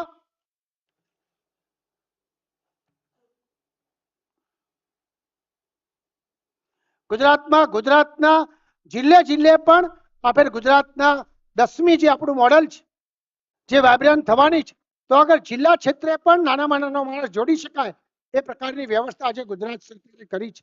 ગુજરાતના 33 જિલ્લાઓ પૈકી દરેક જિલ્લાની અંદર ગુજરાત જેવું વાઇબ્રન્ટની વ્યવસ્થા થાય એ પ્રકારની વ્યવસ્થા આજે ગુજરાત સરકારે કરી છે. દરેક જિલ્લાની અંદર અધિકારી પદાધિકારી નાના નાના ઉદ્યોગપતિઓ અને નાના નાના ઉદ્યોગકારો એમાં જોડાઈ શકે એની સારી વ્યવસ્થા થઈ શકે એનો પાઠ પણ ગુજરાત સરકારે કર્યો છે. હમણાં જ છેલ્લા ટૂંક સમયની જ્યારે પૂરું થયું ત્યારે 45,000 કરોડથી વધારે રોકાણ જે 33 જિલ્લામાં નાના નાના ક્ષેત્રે પણ લોકો એમાં જોડાણા છે. આજનો જમાનો બદલાનો છે. આજે ગુજરાત સરકારે સ્માર્ટ એમ કહી શકાય કે જીઆઈડીસી થાય, કોમન ફેસિલિટી થાય. જેમ કોમન ફેસિલિટી એ આપણા બધાનો 30%થી વધારે ખર્ચ બચાવી શકે આ પ્રકારની પોલિસીનું પણ આજે ગુજરાત સરકારે આયોજન કર્યું છે. આવા અનેક ક્ષેત્રોમાં આજે ગુજરાત દિન પ્રતિદિન આગળ થઈ રહ્યું છે. ત્યારે આપ સૌને મારી વિનંતી છે કે આવનાર સમયની અંદર 10મી જાન્યુઆરીએ આદરણીય આપણા પ્રધાનમંત્રી નરેન્દ્રભાઈ મોદી સાહેબ અહીં આવવાના છે. એમ કહેવાય છે કે અનેક દેશના લોકો આજે વિશ્વની 500 કંપનીઓ જે કહેવાય એમાંથી 100 કંપનીઓ આજે ગુજરાતની અંદર ઓલરેડી કામ કરી રહી છે અને 135 થી વધારે લોકો આજે ગુજરાતમાં કામ કરે છે. 42,000 થી વધારે લોકો આજે ફોરેનના લોકો કામ કરી રહ્યા છે. અદ્ભુત વ્યવસ્થા જ્યારે ગુજરાતમાં હોય ત્યારે ગુજરાતમાં શાંતિ છે, સમૃદ્ધિ છે, ગુજરાત બધાને સાથે લઈને ચાલી શકે એ પ્રકારની વ્યવસ્થા છે. એના સરસ રોડ, એનું જે અમારું પિક્ચર છે એ ફર્સ્ટ ક્લાસ રીતે આજે ડેવલપમેન્ટ છે. ત્યારે આવી બધી વ્યવસ્થા થતી હોય ત્યારે 10મી તારીખે જ્યારે બધાએ ગોઠવ્યું છે ત્યારે હું પણ એના મોકો લઈને આપ સૌ ગુજરાતમાં વાયબ્રન્ટમાં જોડાઓ એવી આપ સૌને અપીલ કરું છું.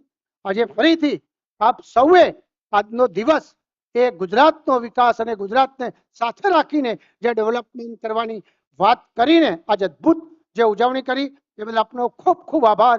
ભારત માતા કી જય.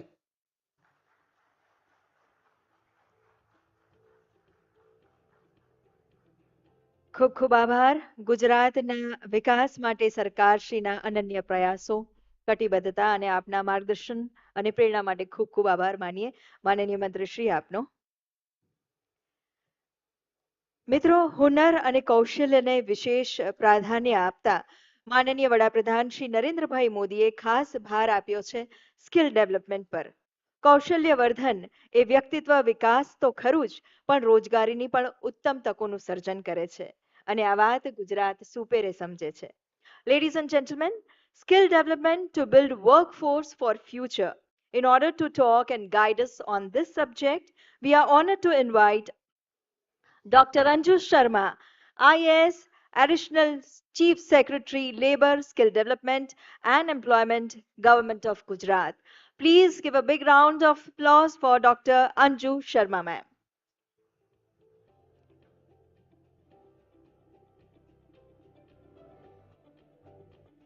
And before, thank you.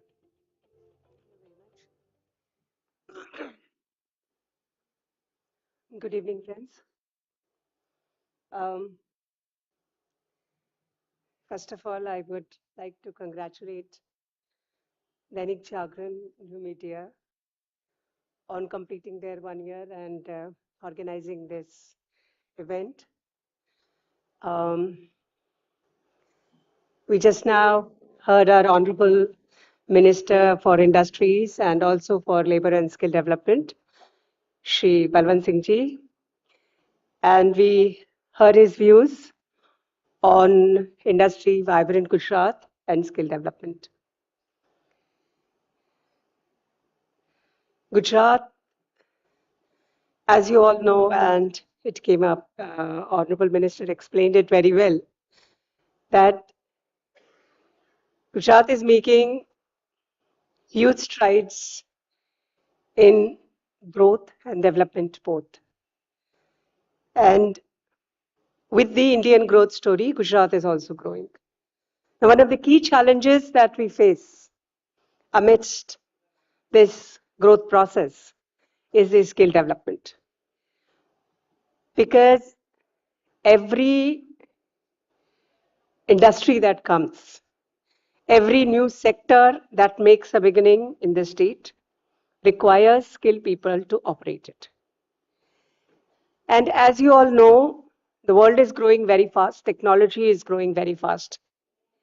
And technology is changing very fast. It is very, very dynamic. A lot of jobs are getting disrupted. And various studies have revealed that as high as about 80% of the jobs will get disrupted in the coming span of 15 to 20 years. Now, disruption means that our existing way of doing things will change. The existing jobs, the existing roles that we have, these are going to change, but newer job roles will emerge. Newer kind of jobs will emerge. These will be larger in number than the previous ones, but very, very different. Now, to meet that challenge, to meet the requirements of these new jobs, we require new skills. Hence, Gujarat government is emphasizing a lot on skilling, reskilling, and upskilling. All the three things are very, very important. Skilling, as we all know, is a continuous process. There is no point in life where we stop adding skills to ourselves. And even at the age of, say, 70, 80, we can pick up new skills. And we can prepare ourselves for the newer challenges that we meet in the life. So, as of now, what we are doing is that under the guidance of our Honorable Chief Minister, sir, and Honorable Prime Minister, Shri Modi ji, we've launched a Mukhyamantri Skill Development Initiative in which we are converging the efforts of all the departments at one place. Honorable CM wanted that at least 5 lakh youth we should be skilling in 1 year. So we had started converging the schemes from various departments so that we do not duplicate the efforts. And we are skilling. And last year we skilled about 5.68 lakh of the youth. Now, this is not enough because we are again getting newer sectors, and Honorable Minister spoke about semiconductors. So we are getting totally different industries for which we have not prepared. So there we are trying to bring up new centers of excellence, industry-specific centers of excellence. And under the Kaushalya Skill University, we have started mega ITIs and Center of Excellence. A very interesting thing that we have done is we have tied up with the industry so that industry runs the programs on their own and they run a skill institute in their premises itself, and we affiliate it and we give them the certification support and the curriculum support so that industry can prepare the workforce as per their own requirements. So to meet the newer challenges, apart from the Center of Excellences, we also have a scheme called Mukhyamantri Bhavishya Lakshi Kaushalya Vikas Yojana. So about 90 plus roles have been identified for various sectors. And we keep on adding to it so that it's a dynamic process. And we keep on deleting from it also. So these are the new age skills that we can add, that we prepare these students in. And these range from 90 hours to 900 hours. So we have programs that are maybe a week long to programs that are about 2 years long or something like that. So there is a lot of flexibility, a lot of diversity in these skill programs. And right from Industry 4.0 skills like smart workforce related skills, IoT, blockchain, all the emerging technologies, robotics. One of the key things that we have started and one of the key initiatives that we have started is the drone sector. So as you all know that drone is the new age device that has started helping us to do things in a better way. The traditional cameraman is now using again drone photography. So it is adding value to the existing things. Agriculture becomes precision agriculture when we use it, when we do it with the help of a drone. Insecticides we can spray with drones. Seeds we can spray with drones. Not only this, in the entire agriculture sector, the crop survey, the crop damage assessment, all that can be done with the help of drone. So we have started along with one RPTO, remote pilot training organization. We've already started, and we've started training pilots, drone pilots for that, along with licenses, and plus about 10 courses we have started for training, plus drone manufacturing and technology, plus drone manufacturing and technology is being catered through an MSc course in drone manufacturing and technology, which is for the first time in India, and it is done with the help of industry. It is a very, very real life kind of course, so that you work on the drones. It's not only that uh, it's no more the time when you just have the tutorials, attend the classes. Education is totally different now. It's very, very experiential. You learn by seeing the drone. You learn by seeing the thing itself. You sit on the computer and then learn on the computer. It's not, you don't see the diagram of the computer and then you learn about the computer. No. You sit on the computer and then you learn this is CPU, this is mouse, this is screen. That's how new education is and new age skill development is very, very experiential. So there are three phases, there are three stages of learning in that. One is classroom learning, second is workshop learning, and third is on the job learning. So classroom learning is more of a theoretical construct to explain ways of doing things, to explain the theory, principles, and all that. Second is workshop learning, where you understand the various tools, instruments, machines. Third is actually on the job training. And we emphasize in all the courses at least 10% should be the OJT component. So all these things are adding to and are helping us prepare for the advancements and the in the industry and the services sector that we are seeing. With the help of, as you all know, the Honorable Minister of our department is also Minister for Industries. So we are trying to work on the MOU intentions from the beginning, so that by the time the industry sets up itself in a period of 2 to 3 years, we are able to prepare the youth for them, the job roles for them, so that when they start functioning, they can get the real time, they can get the required kind of people with the required skills. But there are few challenges for which we need a lot of support from our partners. One biggest challenge is the training infrastructure.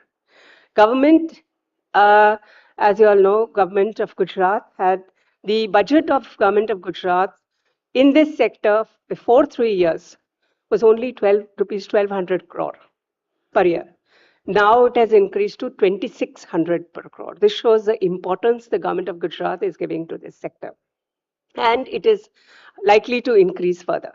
But the requirement is so vast, and because the need is so individual, industry, and demand driven, we need organizations to facilitate the process by collaborating with us. And we want to set up more and more centers of excellence with the industry so that we don't go wrong. What we prepare is as per their need. And we don't want to work in isolation. We don't want to work in silo. We want to work with the industry and with them, for them. So this is one of the very important challenges. This helps us giving them the real feel. And luckily, the entire, all the industry here, right, from big conglomerates to the MSME sector, is very, very cooperative. We have a large number of companies having their centers of excellence on board with us, and more companies are now adding. And we have Mr. Pranab Pandya sitting here from Gezia. We have very active collaboration with Gezia on the technology sector. And we have developed a very innovative kind of arrangement whereby when a student enters BCA, they are assigned apprenticeship in the companies. And apprenticeship has become a part of the curriculum only. So after spending 2.5 years in the college, they go to the IT industry for, they go to the concerned company for learning what they have learned in the classroom and practicing it and learning the industry specific skills. So This way, we are trying to meet the challenges. So we want more and more industry partners to help us with the skill development. Another challenge that we are facing, which is a very, very important challenge, is the uh, the number of youth that is now opting for STEM sector is about 1.5 lakh per year. The jobs that are coming now, most of the jobs are tech oriented because, as you all know, technology, everything is going to be operated by technology. Even if you're writing a news article, you have to do it on a computer. You will have AI platforms for this. So you may not run the AI platform, but you have to understand technology. Your mind should be having that scientific and technology temperament. So for that, we need more and more people who understand STEM. So we need a larger number of youth to be entering into the STEM related education, STEM related streams, and therefore it is our attempt to increase that number. And this we are trying, and as you all know, with the new education policy, so many things have changed. Flexible entry and exit. You don't have the traditional pathway, Dasma, Barma, UG, PG. Those days are gone. Now you have 10th. After that, you do a certificate course. After that, you do a diploma course. And then you directly enter into degree. So you start getting a skill from 10th onwards. All these pathways are new now developing. Very recently, AICT has come up with with newer guidelines in which they have provided for DVOC. And now they have come up with a notification that for admission into engineering, 12th is not necessary. If you have done diploma in vocation in any of the trades, technical trades, then you can get admission in the engineering degree curriculum like BE, BTech, etc. So with that, we are trying to increase the diploma courses in all the institutions of Gujarat, and we are also trying to upgrade the ITI courses into diploma courses. So a lot of importance I see in the coming days for diploma courses. And most of the organizations now, the industry is asking for diplomas rather than degree. Because degree knowledge, degree pattern is more of knowledge centered, more of knowledge. And this is more of skill. Skill is something more repetitive. It is more, skill is something which is more shop floor. And education is something which is more related. I'm just saying more, it's only a matter of percentage. So, sorry.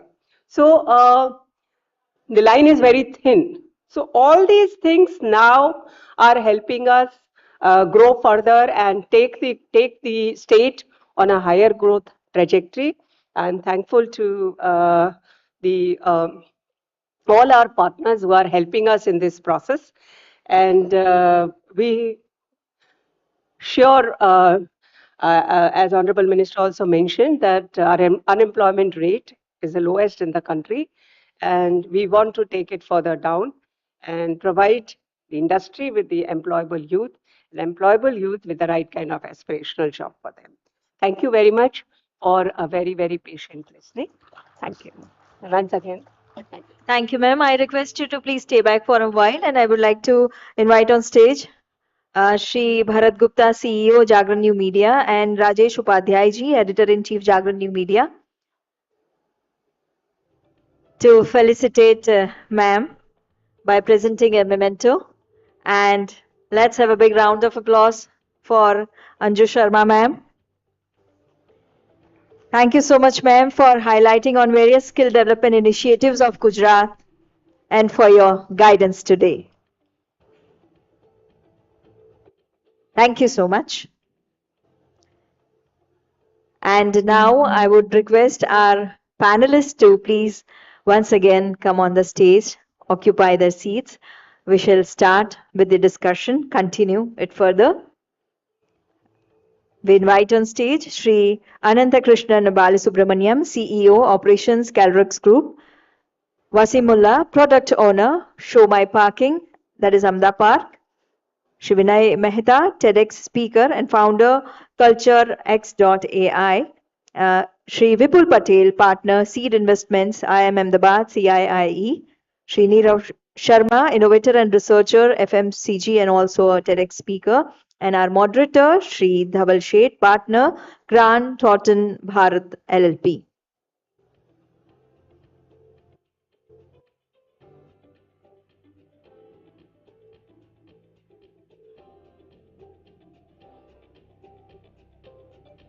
So welcome once again, and now over to Shri Dhaval Sheth.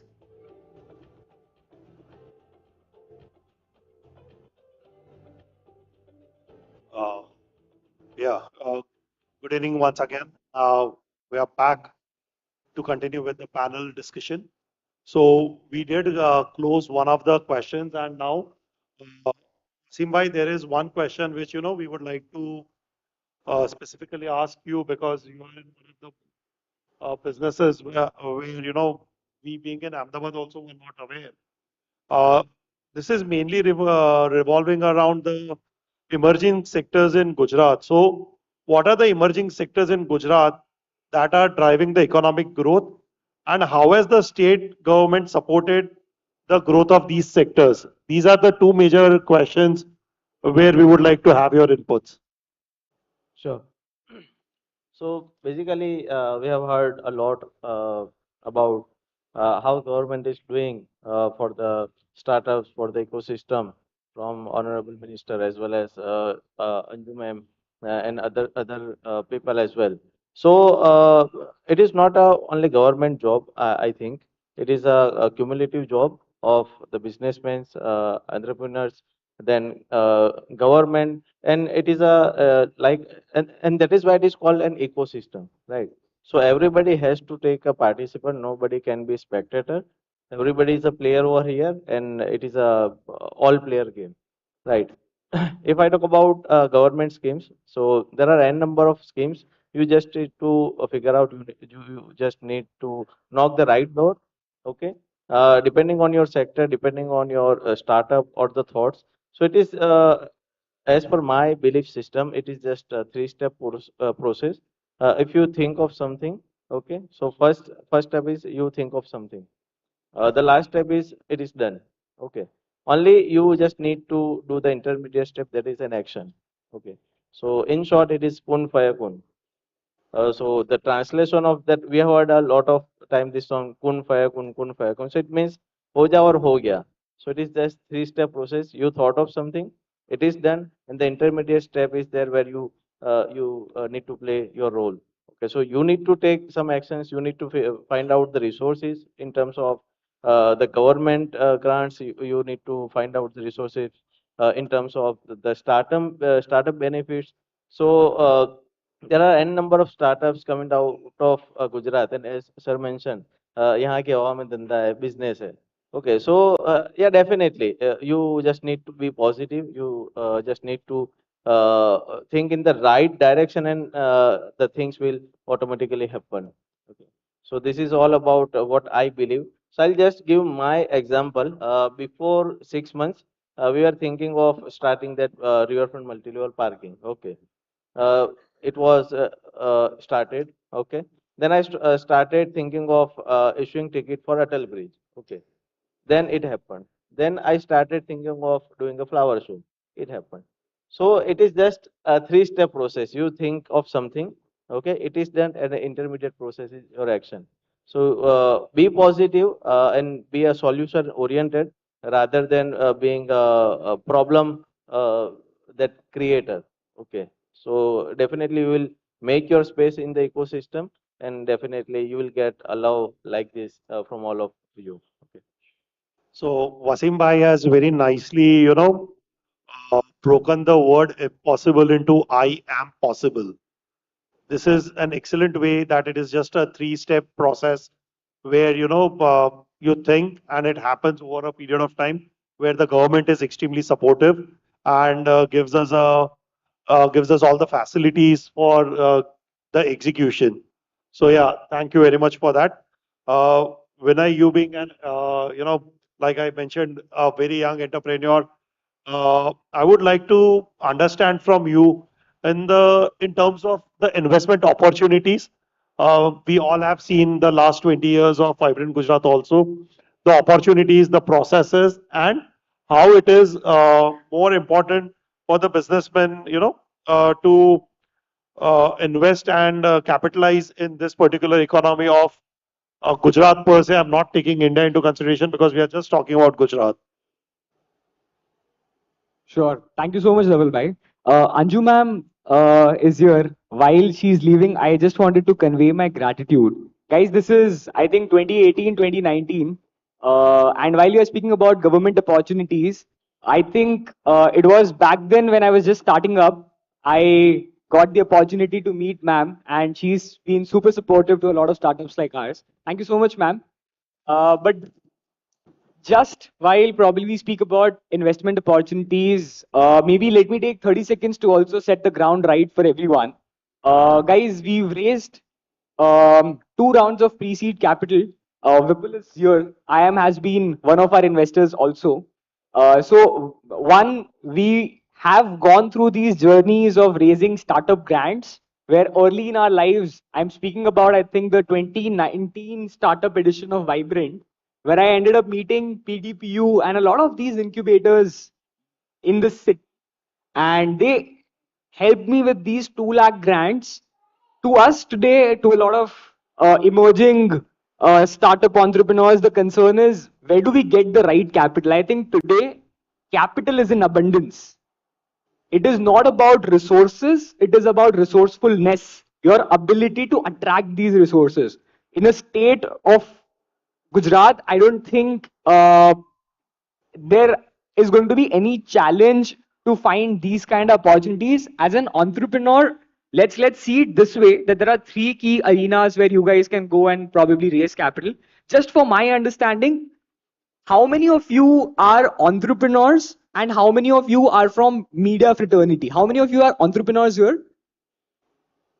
Okay, so there are very handful amount of entrepreneurs, and I think most of us would be dignitaries from different fields and stuff. But just to break down, I think the equation of any entrepreneur to go out and raise capital, one would be to go out and approach government entities, incubators, accelerators for grants. That is one. I think up to maybe today, there are opportunities worth even 50 lakhs of grants, which you guys can get, equity, non-equity grants. That is one.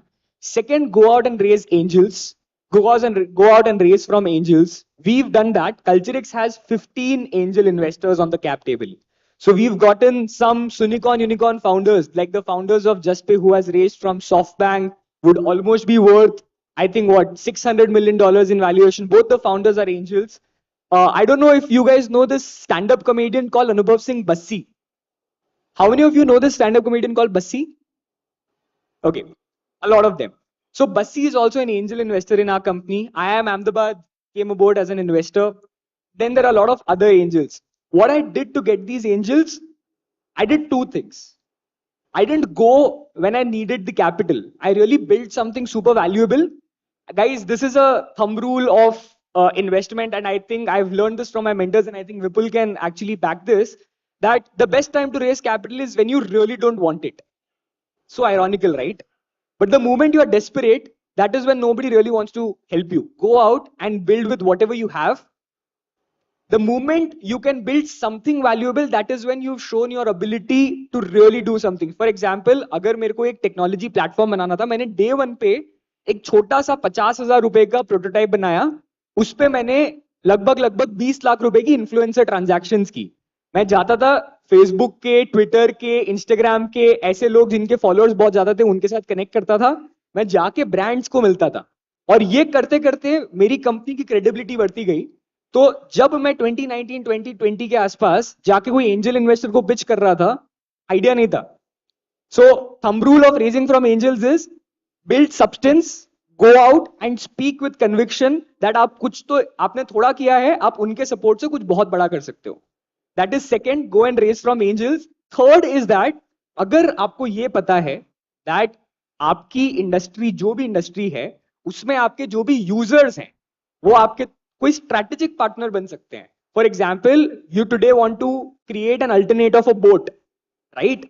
आप जिनको cell करने वाले हो, या आप अगर corporate gifting करते हो, या आप हमारी जैसी कंपनी में हो जहां पे आप जाके बड़ी बड़ी मार्केटिंग एजेंसी, जो लार्ज मार्केटिंग एजेंसी नेटवर्क्स हैं, या फॉर एग्जांपल आप जागरण के साथ काम करते हो एज अ मार्केटिंग एजेंसी, तो आप ये स्ट्रेटेजिक पार्टनर से रेस करते हो रेस कर सकते हो in your early days of the journey. That I feel is a larger arrangement of how a startup can raise. For us, what has worked brilliantly well is that I was speaking about what I was doing from a TEDx to maybe IIM to IIT Kharagpur. We were speaking about creator economy क्या है, social media पे virality क्या होता है. तो touchwood we've been very blessed that काफी सारे investors कई बार हमको खुद reach out कर रहे थे that they wanted to be a part of it. So I think for any startup, I think at the moment this is the best time to build something, given this is everyone is speaking about the India era. Investors from the west are looking in India. Internally everyone जो पहले सिर्फ mutual fund में invest करते थे, वैसे सारे angels अब startup में इन्वेस्ट करना चाहते हैं. हर कोई ये फिगर कर रहा है कि किस पे पैसा डालना है. पैसा है नहीं है वो तो क्वेश्चन ही नहीं है. So for emerging startups, I think that is it. For angels, I think the room is also full with a lot of angels. I think this is going to be a good segue if any of the other panelists should want to add on this. But I think how angels can support startup is also something which is interesting. So today, just some context, the people who have invested in us in the first round have almost seen, and this is in less than a year and a half horizon, would have seen maybe an upside of, I think, 7.5x on the valuation. Touch wood. And I think we cannot settle till the time we don't grow maybe 1000x. Of course, we can make a lot of mistakes if we are in the air. So we every day try to stay as humble as we can, work as hard as possible. But this is largely about the fact that we today are only in a position to build this because of the government grants, because of the angels and accelerators like IIM Ahmedabad who've supported us. And I really feel that everyone in the room, if you guys can, if all of us are speaking about how entrepreneurs, how innovation has to be the next big thing in the country, right? But if you guys really do not support, I don't think it's going to go miles. So I think that's largely about how I feel investment opportunities could be seen on both the sides of the table. Yeah, thank you. Thanks, Vinay. You have put it up very nicely. And you have picked up my next question also in your talk, which was directed to Vipul. But still, Vipul, we would like to hear from you. How exactly do you evaluate, and also how exactly do you evaluate and help startups build their brands? Because you are one of the, you are into seed investment, you would be evaluating it before obviously lending also or partnering with them. So yeah, that's. All right, thanks. And I think Vinay has articulated very well in terms of the journey, how this investment happened, right? So just to give you a little context, so we as an organization invest company at a different stages, right? So we invest at a prototype stage, we invest when there is a minimum viable product is ready, and we also invest at a growth stage. And for all three different stages of the investment, our check size is vary. At the same time, the evaluation or we call as like a investment or a evaluation lens is basically changed, right? So when we look at very early, so the first check size we operate in provide is basically we provide anything between 25 lakhs to 50 lakhs either in form of the grant or equity investment. And that time we basically just look at founder market fit. We say okay, we identified the great guy. I think we understand the or he has a full credential to build the company, and the market what he is approaching is a large market. So as soon as we see there is a fitment between founder and market, we basically write that 25 lakhs to 50,000 or 50 lakhs check. So that's the first intervention. And by putting that money in the company, we ask entrepreneur to build the first version of the product, right? So that's the first stage of intervention we do. Second pot of money we invest, we call as a pre-seed or seed capital. Typically, we do anything between $100,000 to $50,000, which is in the range of, you can say, 1 crore to 2.5, 3 crore. Over there, the lens we apply, we again definitely look at founder market fit, but the same time we also look at the minimum viable product, whatever they've built, as a first version of the product, and we provide a capital to them. Then the third pot of money is basically we call as a basically pre-series, Series A investment. Typically, we do anything between $1 million to $5 million check, starting from 7 crore to up to 25 to 30 crore. We go with the per company. The lens we apply over there is we look at founder, product, market fit, and now company is looking for a capital to scale up their journey. So these are the, you can say, three different lens we apply when basically select any particular company. In terms of the what we offer, so we don't exist because of the capital we basically bring on the table. And I totally agree with what Meena has mentioned is basically, so I started my journey with IMA around 12 13 years back, in around 2011. I've seen the initial 5 years from 2011 to 2015 where I think as an investor we have a lot of age where a lot of companies are reaching out to us. We get a bunch of, or we buy the time from the company, evaluate, and then put money. This has been completely changed in the last 5 years.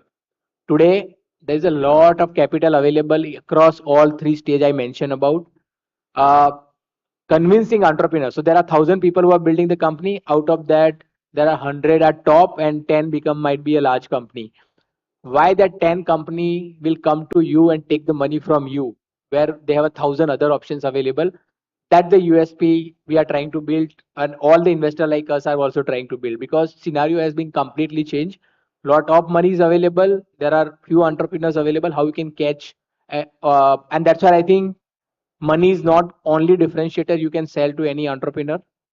In fact, I'll give you example. Nowadays, we have an analyst team. Their job is to identify the entrepreneurs for us where we can evaluate. And today, not us, there are other people also do the similar stuff. Any person which in some good pedigree in terms of either working for some large organization, change the status on the LinkedIn. We reach out to that person and say, can we have a coffee together? So that is a way we started building the pipeline. In fact, this year we have done 4 investment where someone has written the LinkedIn profile, I am in a stealth mode, which essentially he get out of the corporate, but he's planning to do, we catch them, right? So money is not a differentiation. What we offer on the table is basically the large advisory part and the network which can be open for our entrepreneur, right? So again, because of our alumni, or might be as a, we are coming from a large alumni base which is spread across the country and even globally. The entrepreneurs generally expect from us is basically when they build the prototype, they say, okay, can you identify early adopter where I can go and start selling my first product? Those kind of the network we bring on the table. Second is basically we put a very small check. So let's say example, Culture X required 50 lakhs to build the first version and go in the market. But we also invested in a company who make a 3D printed rocket engines, flying taxis, electric propellant systems for rockets. All this company required almost $1 million, $2 million to even first build the product. So over there, we'll say we commit a small check. I'll say this is $100,000 check, and we help them to raise rest of the money from the market, and we together we invest $1 million. Second, we support is basically follow-on investment. I have given the money, you have built the prototype, you move to the MVP. Now you are looking for a more money, so we are across connected with a lot of larger VC or investors across. We also basically facilitate those connection and raise the capital. And it's very clear. Again, I am restating: money is not a differentiation. The support and our entrepreneur come back and say, "I got something from you." End of the day, and that referral is giving us a good lead. Thank you very much. Nirav bhai, a slightly different question from what I've asked everyone, and maybe I would like to understand from you, or rather, એમની સાથે we'll talk in Gujarati. That is easier for me. જેટલી policies આપણા government of ગુજરાતમાં કે government of ઇન્ડિયામાં જ્યાં પણ policies છે એ મલ્ટીફોલ્ડ પોલિસીઝ છે. ઓકે, તમને તમારા બિઝનેસ રિલેટેડ કોઈ પણ એવી પોલિસી કે સ્ટાર્ટઅપ બિઝનેસ રિલેટેડ કોઈ પણ એવી પોલિસી લાગે છે જેમાં કઈ ચેન્જીસ લાવવાની જરૂર છે? ઇફ યસ, તો what are the changes that you think we can bring in? આમાં ધવલભાઈ, આજે 7-8 વર્ષથી ઇનોવેશન્સ અને હું એક અલગ ક્ષેત્રે ચાલી રહ્યો છું. મેં યુપીએસસી બી ક્રોસ કરી તો મારો મેઇન સબ્જેક્ટ પબ્લિક એડમિનિસ્ટ્રેશન હતો. ભારતની અંદર આપણે જે ઇનોવેશન્સ કે જે મોડ ઓફ ડુઈંગ બિઝનેસની બી આપણે વાત કરીએ છીએ ને તો આપણે પાછા ક્યાંક ને ક્યાંક વેસ્ટર્ન કલ્ચર એક્સેપ્ટ કરવાનું ચાલુ કરી દીધું છે. એટલે કે યુનિકોર્ન બનાવવું, ઇન્વેસ્ટમેન્ટ લેવું, વેન્ચર કેપિટલ લેવું, પછી સ્માર્ટ ઇક્વિટી એક્ઝિટ મારવી. આજે ઇન્ડિયાની અંદર જે બેઝિક મને જે લાગે છે એ પ્રમાણે આપણે ભારતનું મૂળભૂત તત્વ જ ભૂલી ગયા છીએ. મોડર્નાઇઝેશનના કલ્ચરમાં કે ટેકનોલોજીના કલ્ચરમાં આપણે એને એક્સેપ્ટ કરવાની જરૂર છે, પણ ઇન્ડિયાની અંદર જે મોટામાં મોટી જે સ્ટ્રેન્થ છે, તમે ઇન્ડિયાને તમે જોગ્રાફિકલી બી જોશો તો અગર તમે એક એઝ અ એન્ટરપ્રિન્યોર તમે નહીં કે આ જે શબ્દો આપણે સોરી ટુ સે બટ હું થોડો મારું વ્યૂ પોઈન્ટ અલગ છે. કારણ કે મેં જે બિઝનેસ ચાલુ કર્યો ત્યારે એટલે આપણા જોડે એટલા માણસો છે, એટલી સ્કિલ છે, એટલા આઈડિયાઝ છે. મને એવી ખબર પડે છે કે આપણે ઇન્ડિયાની અંદર સ્ટેટ વાઇઝ જનરેશનલ કંપનીઓ ઊભી કરવી પડશે, નહીં કે યુનિકોર્ન. તમે સમજી શકો છો કે યુનિકોર્ન અને જનરેશનલ કંપનીનો મતલબ છે કે 3 પેઢી 4 પેઢી. તમે અત્યારે એક માર્ક કર્યું હશે લાસ્ટ 10-15 વર્ષથી જેટલી બી કંપનીઝ જે બિલ્ડ થઈ છે તો એનો સીઈઓ આજે જ્યારે કંપનીને તમે જાણો છો ને ત્યારે એનો સીઈઓ 18% ઉપર બેઠો હોય છે. તમે માનતા હશો કે 98% ઇન્વેસ્ટરની કંપની થઈ જાય છે. અને એના બદલે હું તમને એવું કહું છું કે અને બીજું કે ગવર્મેન્ટને આપણે ચેન્જ શું કરવી, આપણે ભારતીય નાગરિક તરીકે આપણી શોધ, આપણા વિચારો, આપણી સ્કિલથી આપણે સરકારને શું મદદ કરી શકીએ ને એ આપણામાં સ્કિલ હોવી જોઈએ. નહીં કે સરકારની ફ્રીમાં સબસિડી ક્યાંથી ખેંચી લઉં, લોન્સ ક્યાંથી ખેંચી લઉં. અરે યાર, તમે ઇન્ડિયન્સ છો, ગવર્મેન્ટ આપણી છે, તમે નરેન્દ્ર મોદીને તમે સમજો એને દત્તક નથી લીધા, મેનેજમેન્ટ કરે છે. કહેવાનો મતલબ છે કે સરકાર જોડેથી લોનો લઈને ધંધા ના થાય, ઘરના પૈસા રોકીને જ પાછળ કૂતરું આવે અને બિઝનેસ થાય. અને ગવર્મેન્ટને વેલ્યુ એડિશન આપણે કરવાનું હોય.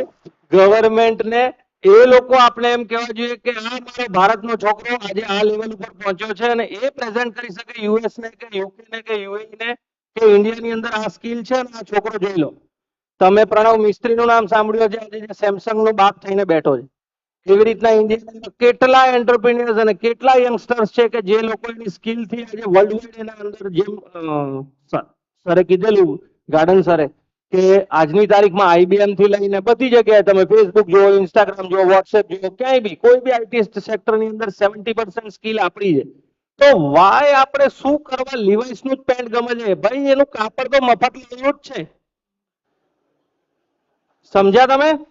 એટલે કોકના લેબલ કે કોકના ટેગની જરૂરત જ નથી. અને ગવર્મેન્ટની પોલિસી, ગવર્મેન્ટનું કામ કરવી જોઈએ. ગવર્મેન્ટ ઇઝ એકચ્યુઅલી ઓફ આપણા માટે સર્વિસ આપે છે, એ લોકો સેવા. અને આપણે એ સેવાનું મૂળભૂત સરકારની આવક જ આપણા બુદ્ધિથી આપણે જે દેશને કમાઈને આપીશું. આપણે અહીંયા ટેક્સની ચોરી કરવી છે અને આમ જો યુએસ ની સરખામણી કરવી છે, આપણે પહેલા 50% ટેક્સ ભરીએ છીએ આપણા ઇન્કમનો, પછી આપણે એ સરખામણી કરવાના લાયક છીએ કે ગવર્મેન્ટ શું સપોર્ટ આપે.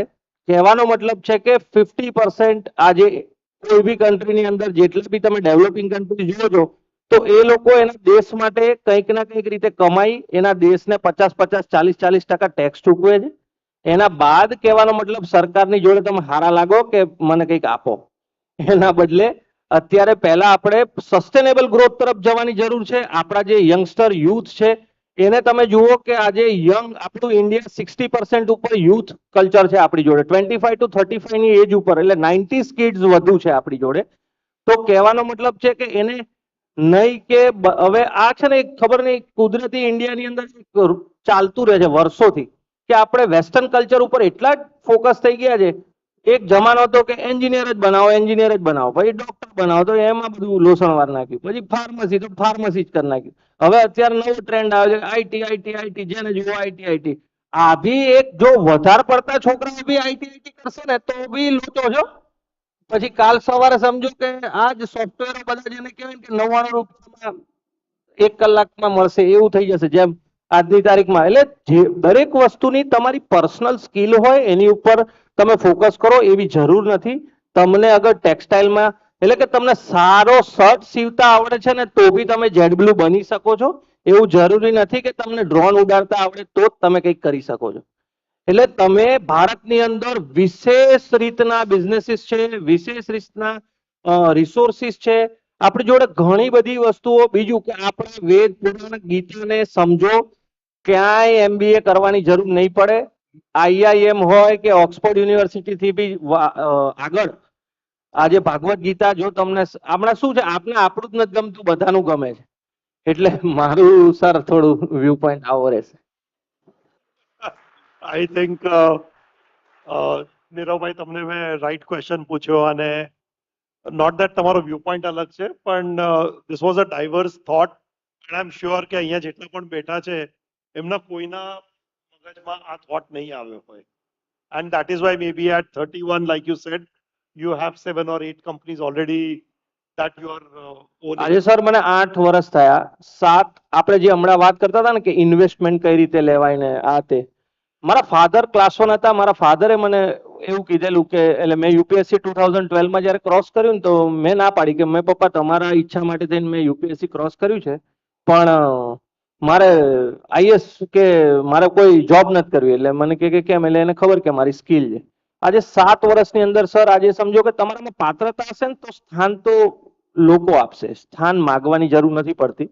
એટલે ઇન્વેસ્ટમેન્ટ તો ગરજે આવવું જોઈએ, આપણે ના જવાનું હોય. તું મારા પૈસા, કારણ કે આજે ઓવર એક્સેસિવ જે ઇન્વેસ્ટર્સ હોય છે એ સમજો કોઈ બી એક ઇન્ડસ્ટ્રીની અંદર ઓવર એક્સેસિવ એને એક એસ્ટાબ્લિશમેન્ટ હોય એને જ પ્યોર ઇન્વેસ્ટમેન્ટ વાળો કહેવાય. પેલું ઠાકોરે જમીન વેચીને પછી આપને આપે એને ઇન્વેસ્ટમેન્ટ ના કહેવાય. એટલે કહેવાનો મતલબ છે કે જે તે બિઝનેસની અંદર જે માણસે બહુ આગળ વધી ગયો હોય અને એ જ્યારે તમારા સાથે આવે છે તો એને તમારીમાં ઇન્ટેલેક્ચ્યુઅલિટી બતાવો. નહીં કે આજે સમજો અત્યારે ઇન્ડિયામાં હું બી સ્કૂલના છોકરાઓને બી સોશિયલ સર્વિસ તરીકે હું બધાને બધી અલગ અલગ ફિલ્ડની અંદર સમજાવતો હોઉં છું ને આપું છું લેક્ચર્સ. તો હું એ લોકોને એમ જ કહું છું કે ભારતને અમુક વસ્તુઓ ભૂલવી પડશે. તકલીફ શું છે કે આપણે ગુજરાતી કે હિન્દી કે મધર ટંગની અંદર ગમે એટલી ઇન્ટેલેક્ચ્યુઅલ વાત કરીએ એ મજા ના આવે, પણ કોઈ માણસ ઇંગ્લિશમાં થોડો કફ બી કાઢે ને તો કે વાહ વાહ જબરદસ્ત. એટલે આપણે સમજો કે આ હમણાં લેટેસ્ટ હમણાં શાહરુખ ખાનનું મૂવી આવે છે એમાં બી એક બહુ સારો ડાયલોગ છે કે આપણે તો આરું બ્રિટિશરો આટલા સમય રાજ કરી ગયા તો આપણે તો એ લોકો જોડે કોઈ આઈલેટ્સ જેવી કોઈ એક્ઝામ ના અપાવડે તમને ગુજરાતી કે હિન્દી આવડે છે. એટલે કહેવાનો મતલબ સ્કિલની કોઈ ભાષા નથી હોતી, સ્કિલ આઈડિયાઝના કોઈ ભાષા નથી હોતી. આપણે ક્ષોભ અનુભવવાનું છોડીએ. આપણે એમ ના માનીએ કે ભૂરિયા કે બહારની કન્ટ્રી વાળા સો કોલ્ડ ડેવલપ કન્ટ્રીઝ ને જ બધું આવડે છે ને આપણે તો શીખવાની વાત છે ને આપણે તો બહુ પછાત છીએ. એ આપણે અંદરથી આપણી જ માનસિક મનોસ્થિતિ બદલવાની જરૂર છે. જ્યારે એ લોકો બધા એમને ફરતા હતા ત્યારે આપણી જોડે યાર સોનાની ચીડિયા હતી. એટલે તમે ભારતને ઓછું ના સમજો અને આ સ્ટુડન્ટ વિઝા બુડન્ટ વિઝામાં બહાર જતા રહો છો ને એ થોડું બંધ કરો. Thank you very much. Just in the paucity of time, I would request જે આપના questions હોય, please independently we can have it over whenever the tea break or coffee break is there, we can have it there. With this insightful points from all of us, or rather mainly the panelists, we would end our session here, and I'll hand it over to the host here. Thank you so much, Mr. Dhaval. અને ગુજરાતની ઉદ્યમશીલતા, ઉદ્યોગ સાહસિકતા અને most importantly પ્રેક્ટિકાલિટીની ઝાંખી આપણને જોવા મળી આ સેશનમાં. ખૂબ ખૂબ આભાર સર્વે પેનલિસ્ટનો. અને પેનલિસ્ટને હું રિક્વેસ્ટ કરીશ પ્લીઝ અહીંયા ઊભા રહેશો. And I would like to request Kamlesh Raghuvanshiji, editor online jagran.com, to please felicitate all the panelists. And Dhavalji also, moderator for this panel discussion.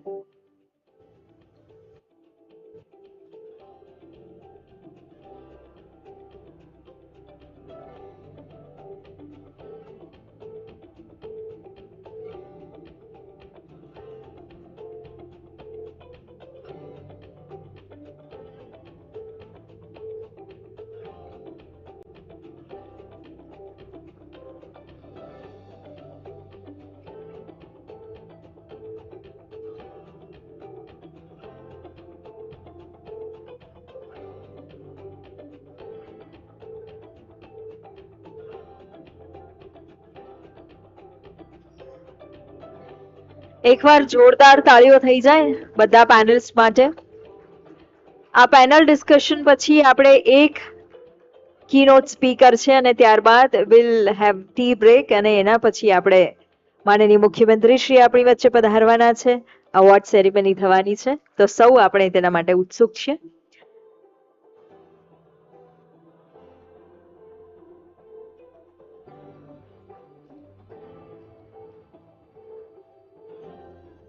So thank you once again.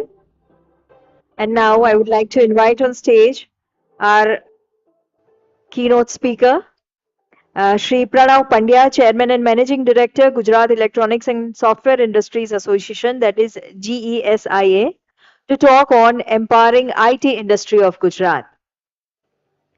Shri Pranav Pandya. અને આના પછી આપણે tea break લઈશું. So I kindly request you to please take your seats and let's hear from Shri Pranav Pandya.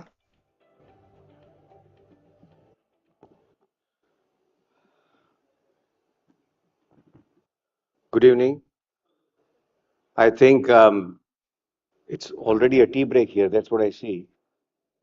So without much ado અને વધારે સમય આપણે pass કર્યા વગર, I would first like to thank the team જાગરણ.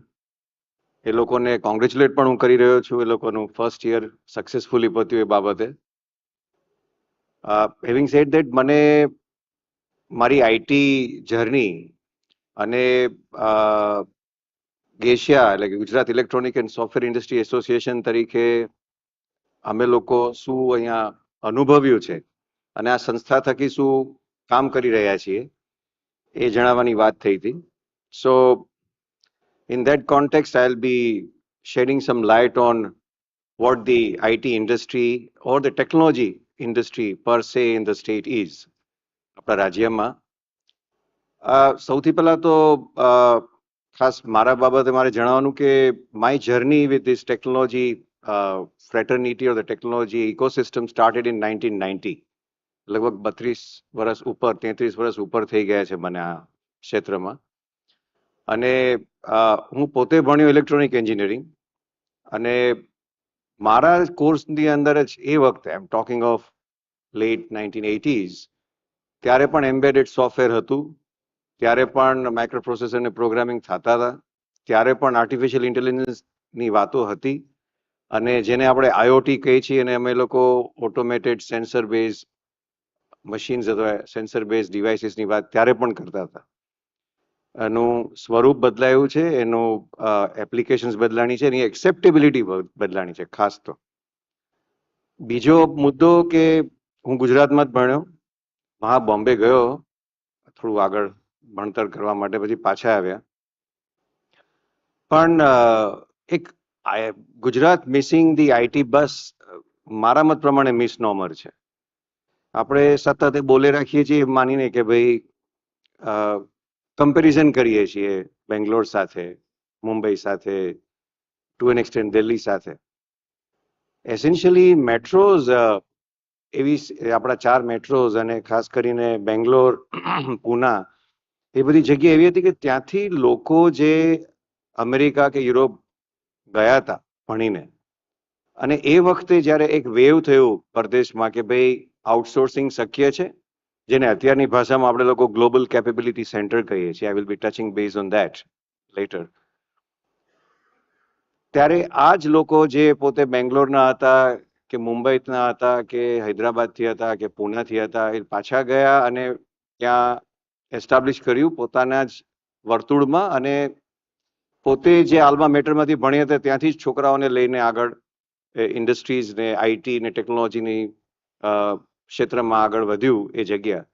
અને એને કારણે કદાચ ઝડપથી વધી એ જગ્યા એને લીધે આપણે લોકો સતત કમ્પેરિઝન ગુજરાતને એની સાથે કરતા રહ્યા. પણ ત્યારે આપણે ભૂલી ગયા હતા કે ગુજરાતનું focus was on manufacturing and we were doing fantastic job in manufacturing as a state. Our own manufacturing sector was innovating itself. It was adopting newer technologies and newer best practices, which it is still doing. એટલે એ આપણે ભૂલવું ન જોઈએ. આપણી entrepreneur spirit of the state was more focused on to the manufacturing sector. Whereas 1984 ની અંદર જ આપણે ત્યાં કદાચ થોડા લોકોને ખ્યાલ છે કે નહીં મને ખબર નથી, પણ મે બી સંજય ગાર્ડનજીને ખબર હશે. So we had a company known as SN Computers in Gandhinagar Electronic Estate. And it was not only manufacturing, see, એવું કહેવાતું હતું કે એસેમ્બલી, પણ એસેમ્બલી એટલી સિમ્પલ નહોતી. ઘણી બધી વસ્તુ આપણે લોકો અહીંયા પણ બનાવતા હતા. સીકેડી કન્ડિશનમાં આવ્યા પછી પણ there are many indigenous aspects which we were developing and adding into those devices and manufacturing our own computers. મેં જોયું છે ત્યાં ફ્લોપી ડ્રાઈવનું લોજિક લખાતા, મેં મારી નજર સામે જોયું છે. અને ફ્લોપી ડિસ્ક ત્યારે પીસીમાં આવતી હતી, એના લોજિક લખાતા, એમ્બેડેડ સોફ્ટવેર લખાતા એસએન કમ્પ્યુટર્સમાં મારી નજર સામે મેં જોયા છે. So we already had, this is I am talking of 86, 87, 88 ત્યારની વાત કરું છું. અને તો Gujarat maybe it was understated. ક્યારે પણ ટેકનોલોજી ફ્રેટર્નિટીએ પોતાના વિશે એટલી વાત કરી નથી. અને મે બી ગવર્મેન્ટનું પણ naturally focus was more on to the massive tangible aspect which was shop floor industry and manufacturing industry. અને એને કારણે ખેંચાણ એ તરફ રહ્યું ને આપણે લોકો એવું માનતા થઈ ગયા કે IT bus, we have miss the IT bus. હું નથી માનતો એ વાત. મેં તો જોયું છે અને ઉત્તરોત્તર એના પછી પ્રગતિ જોઈ છે. યસ, આપણી પોતાની જે કન્ઝ્યુમર્સ છે, not only the local MSME industries or the larger industries, પણ બીજું જે સેક્ટર છે, ઇવન આપણા પોતાના લોકલ કોઓપરેટિવ બેન્કિંગ સેક્ટર છે, બીજા કોઓપરેટિવ બેન્કિંગ છે અને બીજા કોઓપરેટિવ સેક્ટર્સ છે, there are many MSMEs.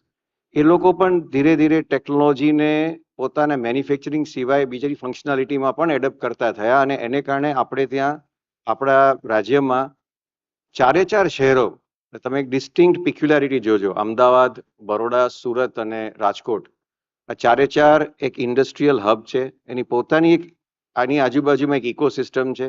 અને નેચરલી એ ઇકોસિસ્ટમને સેટિસ્ફાય કરવા માટે, એની નીડને પૂરી કરવા માટે એને અનુલક્ષીને ત્યાં relevant IT sector, technology sector, electronic industry sector પણ ઊભું થયું, લોકલાઇઝડ. અને એ સાથે સાથે જે એડોપ્શન, જે ગ્રોથનો છે લોકલ ઇન્ડસ્ટ્રીઝનો, એવી જ રીતે આ બધી સંસ્થાઓનો પણ એટલો જ એડોપ્શન ને ગ્રોથ થયો છે. Further, because the technology was glamorized across the globe and across our own country, we were not missed out from that wave, and especially the wave after 2000 onwards. Naturally, હમણાં જે આપણા એક panellist મિત્ર બોલીને ગયા કે બધા આઈટી તરફ ખેંચાણા, I agree, પણ આઈટીમાંથી ફક્ત આઈટી બેકગ્રાઉન્ડવાળા લોકો જ આવે છે એવું નથી, બીજી બધી બેકગ્રાઉન્ડમાંથી પણ લોકો આવે છે ને એની ફંક્શનાલિટીને સર્વ કરવી છે આઈટીએ, એટલા માટે એ લોકો આવે છે. So by and large symbiotic relationship છે બીજી બધી ભણતર સાથે, પણ એકલું આઈટી જ ભણે છે એવું નથી. Having said that, because of that, આપણે લોકો local companies, whether it is electronic sector or the technology sector, it is ICT, started serving overseas. અને જો ઓવરસીઝ સંસ્થાઓ આપણી ગુજરાતની પણ લોકલ કંપનીઓ ઉપર ભરોસો રાખીને આટલા પ્રોજેક્ટ્સ કરી રહી છે અને આપી રહી છે, તો લોકલ ઇન્ડસ્ટ્રીએ પણ એ ધ્યાનમાં રાખી અને લોકલ ગુજરાતના 4 શહેરોની અંદર જે આઈટી સેક્ટર છે, ઇલેક્ટ્રોનિક સેક્ટર છે, એને એટલો જ સપોર્ટ આપવો જોઈએ, એની સાથે રાખવું જોઈએ. એ લોકોના ગ્રોથની સાથે આપણા ટેકનોલોજી સેક્ટરનો પણ ગ્રોથ એટલો જ થશે. અને ટેકનોલોજી સેક્ટર પોતે જે બેસ્ટ પ્રેક્ટિસીસ પરદેશથી કદાચ શીખીને આવે છે અથવા તો એ જાણે છે પરદેશના પ્રોજેક્ટ કરીને, એ તમને અહીંયા ઇન્ડસ્ટ્રીમાં પાસ ઓન કરશે. અને એટલા માટે જ અમે અમારું જે એસોસિએશન છે, Gujarat electronic and software industry association, A technology companies ઉપરાંત બીજા બધા સેક્ટરમાંથી પણ લોકો એમાં મેમ્બર્સ છે જે આઈટી કન્ઝ્યુમ કરે છે. સો પબ્લિક સેક્ટર છે, ગવર્મેન્ટના પણ ઘણી કંપનીઝ એની મેમ્બર છે, પ્રાઇવેટ સેક્ટર પણ ના ઘણા સીઆઈઓ અને સીટીઓ મેમ્બર્સ છે.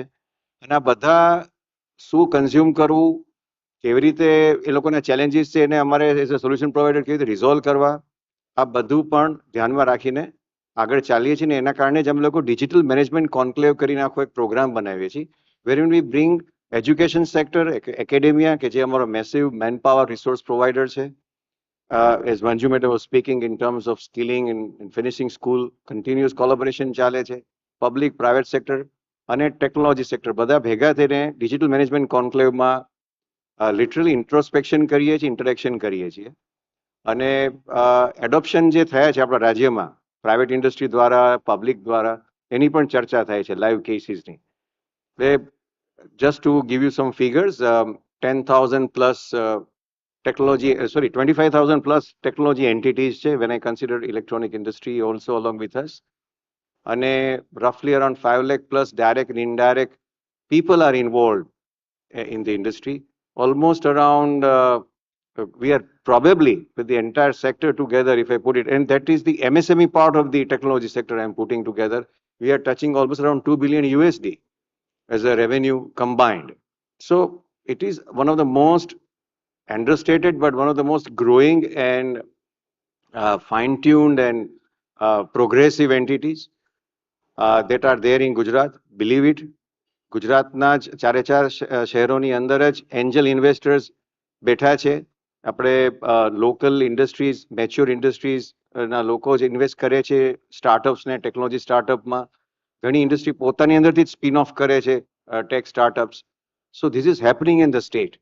Probably our state had 160% growth in year 2020 to 2022 as far as tech startup registration is concerned, whereas country had 83% growth. So this is the picture before you. So this is what the state is, and this is happening. Why? Because we have got a very encouraging and motivating government entities. They do not meddle. રોજ બરોજના કામકાજ में meddling નથી કરતા. They are there to focus and support us, and that is the reason why we are growing. So that kind of sums up what I had to say today. Whatever little number of people they are there here. Thank you very much. Thanks. Bye-bye.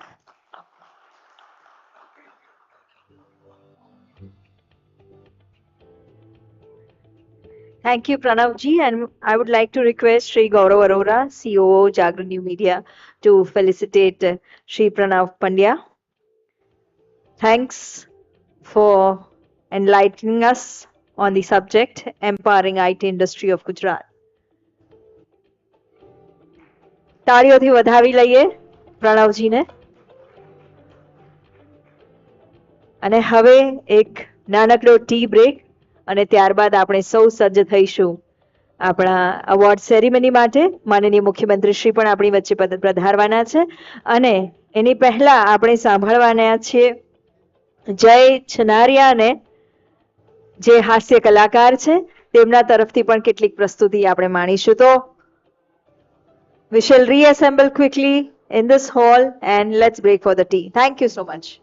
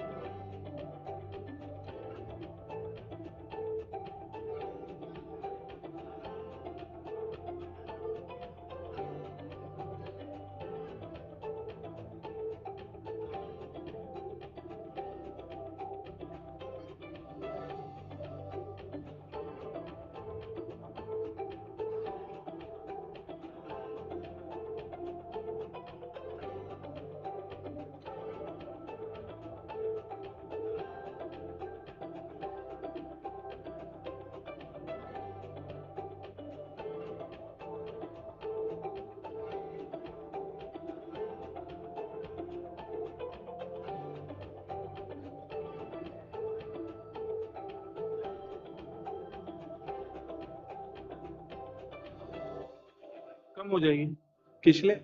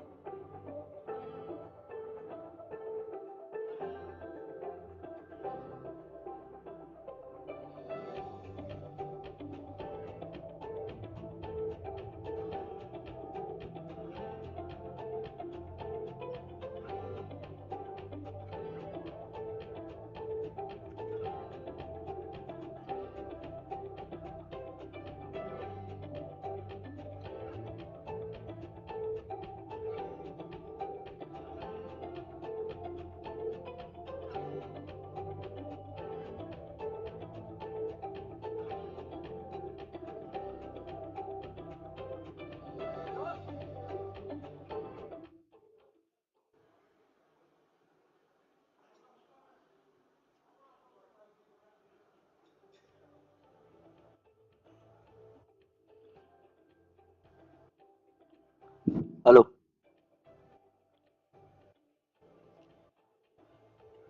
ये Firoz, light जो है ना चेहरे पे पड़ रही है direct, मतलब जहां पड़नी चाहिए वहां नहीं पड़ रही, चेहरे पे बहुत तेज आ रही है। Manish, hold on.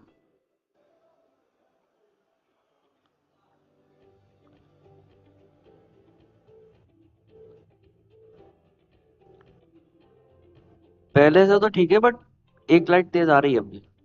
पहले से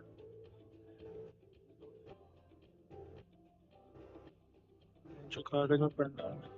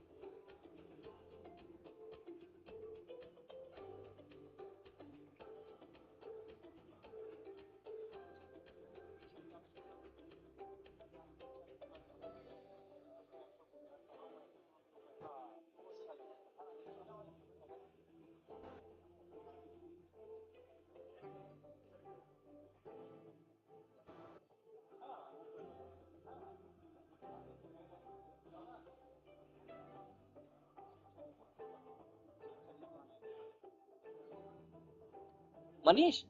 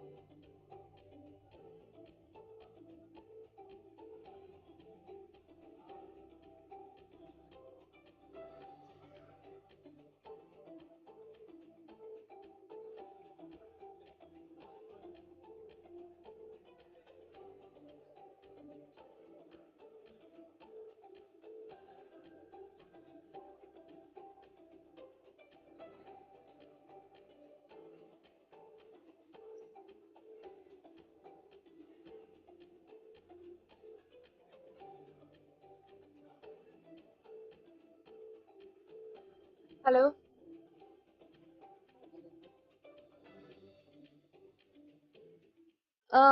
Do we have Mr. Chirag Patel here in the hall? Can you please meet us backstage? If we have Mr. Chirag Patel here, please meet us backstage. Thank you.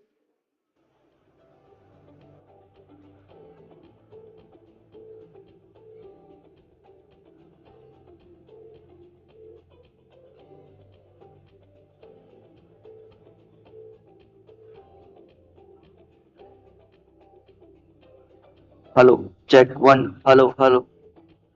Hello. Check. Check. Check.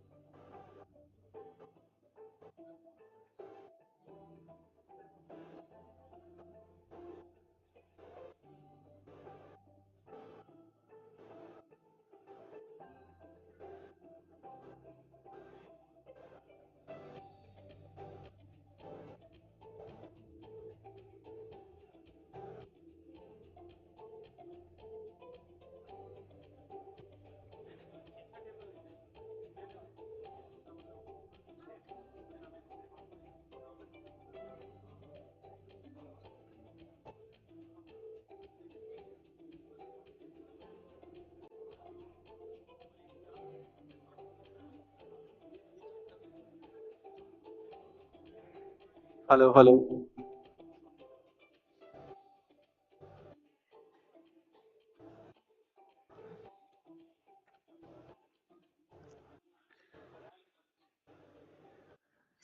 નમસ્કાર. ફરી એકવાર એક નાનકડા વિરામ બાદ આપ સર્વેનું સહર્ષ સ્વાગત છે. અને આપણે સૌ પોતાનું સ્થાન ગ્રહણ કરી લઈશું. અત્યારે થોડી જ ક્ષણોમાં આપણી વચ્ચે ગુજરાત રાજ્યના માનનીય મુખ્યમંત્રી શ્રી ભૂપેન્દ્રભાઈ પટેલ ઉપસ્થિત થવાના છે આ વિશેષ એવોર્ડ સેરેમની માટે. પોતાના અત્યંત વ્યસ્ત શેડ્યુલની વચ્ચે આજે આપણી વચ્ચે તેઓ પધારી રહ્યા છે. આપણે સૌ જાણીએ છીએ વાઇબ્રન્ટ ગુજરાતની તૈયારીઓ થઈ રહી છે અને પ્રી વાઇબ્રન્ટના પણ અનેક કાર્યક્રમો થઈ રહ્યા છે. તો આ તમામની વચ્ચે આજે મુખ્યમંત્રી શ્રી આપણી વચ્ચે થોડા સમય માટે ઉપસ્થિત થવાના છે. તો થોડી જ ક્ષણોમાં આપણી વચ્ચે પધારશે. ફરી એકવાર આપ સૌને વિનંતી, આપણે સૌ સજ્જ થઈ જઈએ મુખ્યમંત્રીશ્રીને આવકારવા માટે. સૌ પોતાનું સ્થાન ગ્રહણ કરી લઈએ અને તૈયાર રહીએ. તો બસ થોડી જ ક્ષણોની રાહ છે. મુખ્યમંત્રીશ્રી આપણી વચ્ચે થોડી ક્ષણોમાં આવશે. ધન્યવાદ.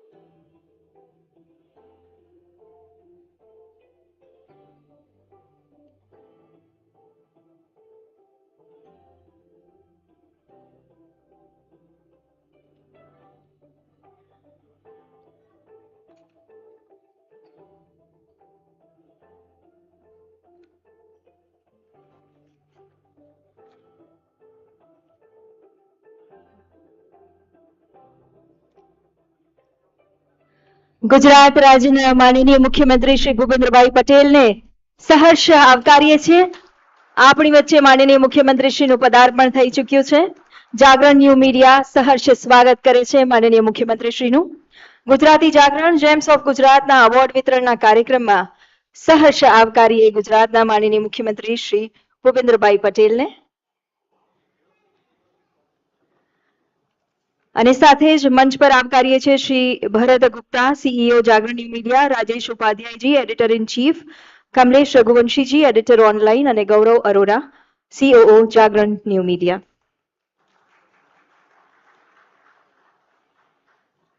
આજના આ એવોર્ડ समारंभ शुभ शुरुआत करता अब मैं अनुरोध करूंगी श्री भरत गुप्ता जी, सीईओ जागरण न्यू मीडिया से माननीय मुख्यमंत्री जी का शब्दों से स्वागत करें. Thank you. Good evening, sir. Honorable CM of Gujarat, Shri Bhupen Bhai Patel ji, all the guests in this evening. I think it is a pleasure to meet sir again after a gap of 1 year. Last year, September, with sir's blessing, we launched our website over here. And I remember when I had gone to meet him, he was like, I thought आप print launch कर रहे हैं, आप website launch करेंगे? Sure. I said, yes, sir. That's the way India is changing. And today I'm proud to share with you, sir, that there are 30 million users of internet in Gujarat. And in 1 year's time, we have created a share of 3 million users of that 30 million pool. All thanks to you, sir, your kind blessings. I think going forward, this speaks about the big change which is happening in India. And as India moves from a $3.8 trillion economy to 5.3, taking a third largest position globally, it is important to realize the 3 stepping stones of India. First, that 60% of Indian population is under 30, and how are the dynamics of the country changing? Second, the role and importance of technology in shaping this new Bharat. And third, that the sum of everything which we do has to be derived at a progressive model, which is diverse, inclusive, and equitable opportunities. I think that is the foundation of New India, and that is what will help us to achieve. Gujarat has always set a great example of a vibrant state in terms of culture, food, entrepreneurship, and I wish that under Sir's leadership, Gujarat redefines that vibrancy and becomes the centrifugal point for technology within India. So with this, I would like to welcome Sir on the stage and bless us with his words. Thank you, sir.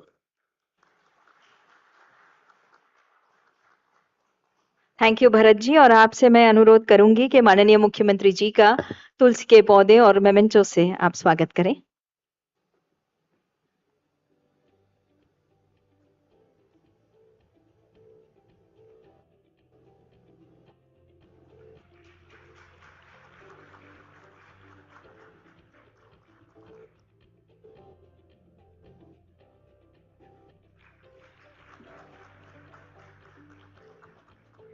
ધન્યવાદ.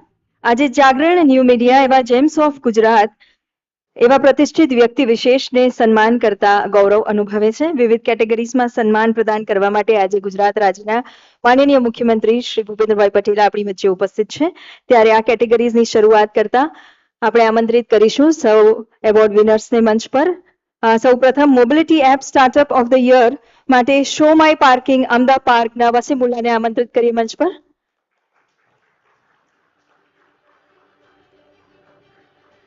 પાર્કિંગની સમસ્યાનું સમાધાન મેળવવા માટે વિકસાવેલી અમદા park આ app આપણે ખૂબ ખૂબ તાળીઓથી વધાવતા રહીશું સૌને. અને હવે આમંત્રિત કરીશું ત્યારબાદ કાયદા નિષ્ણાંત શ્રી સુધીર નાણાવટીજી, lifetime achievement in the field of education and law.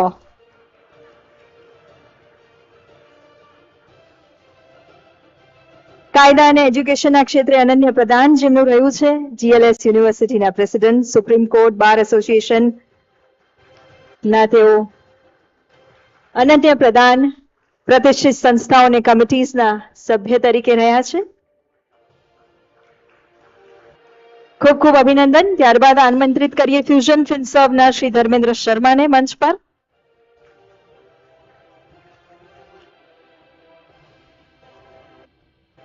Most promising company of the year નો અવોર્ડ તેઓ પ્રાપ્ત કરે છે Shri Dharmendra Sharma, fusion Finserv.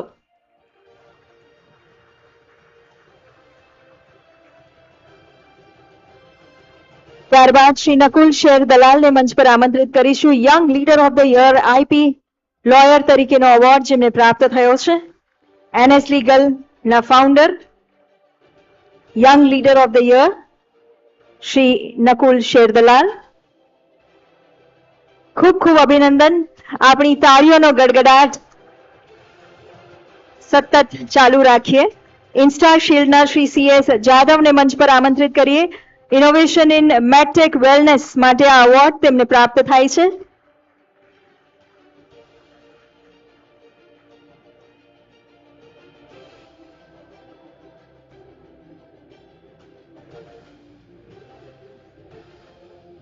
Business consultant Shri Anil શાહને મંચ પર આમંત્રિત કરીશું. Outstanding business leader of the year તરીકેનો એવોર્ડ તેઓ પ્રાપ્ત કરી રહ્યા છે. શ્રી અનિલ શાહ એક અનુભવી ઇન્ટરનેશનલ બિઝનેસ કન્સલ્ટન્ટ છે. સ્ટ્રેટેજિક પ્લાનિંગ માં એક્સપર્ટ. અને ત્યારબાદ ડોક્ટર કે એમ રામચંદ્રન એચઆર એક્સપર્ટ છે. લાઈફ ટાઈમ અચીવમેન્ટ એવોર્ડથી તેમને નવાજવામાં આવી રહ્યા છે. અને ત્યારબાદ પારુલ યુનિવર્સિટીને પણ leading university for design education માટે એવોર્ડ પ્રાપ્ત થશે. અભિનંદન doctor K Ramachandran. Parul university leading university for design education. અને ત્યારબાદ એમપી ફાઇનાન્શિયલ સર્વિસીસ.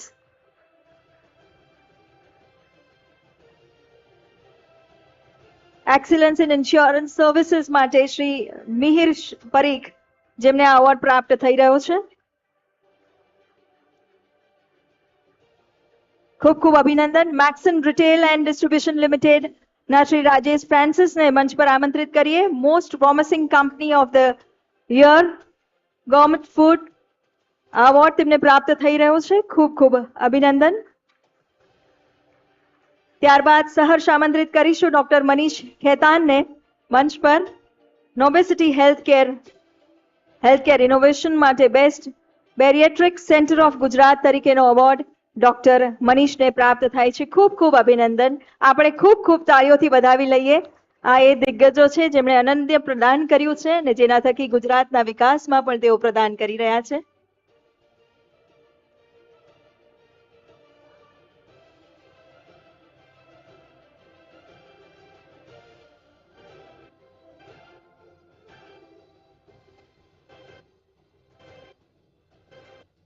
ત્યારબાદ નીરવ શર્માને મંચ પર આમંત્રિત કરીએ. Outstanding innovator and researcher in FMCG.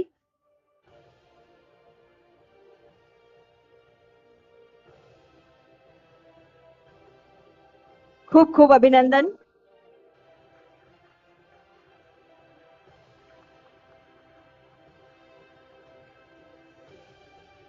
CS ફાયરના પ્રતિનિધિ most promising company of the year fire protection systems તરીકેનો એવોર્ડ તેઓ પ્રાપ્ત કરે છે.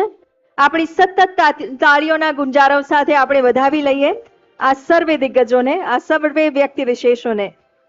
સીએસ ફાયર બાદ અર્થમ ફિન એક્સપર્ટ.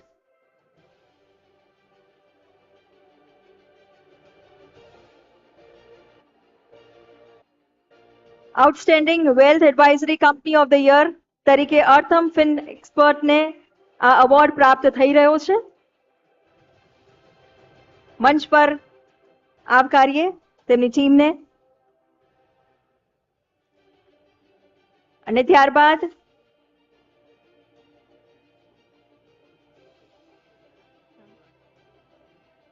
ખૂબ ખૂબ અભિનંદન. અને ત્યારબાદ ડોક્ટર પ્રહલાદ પરમાર, શ્રી સંદીપજી, હેલ્થ કોચ સપન વ્યાસ અને સ્પર્શ મિત્તલ અને શુભમ જિંદાલ આ સૌને મંચ પર એક સાથે આમંત્રિત કરીએ છીએ જેમને એવોર્ડ મુખ્યમંત્રી શ્રીના વરદ હસ્તે પ્રાપ્ત થશે. ડોક્ટર પ્રહલાદ પરમાર, સંદીપજી, digital Sandeep academy, Sapan Vyas, health coach અને જમ્બો ટીએમએક્સના સ્પર્શ મિત્તલ અને Shubham Jindal.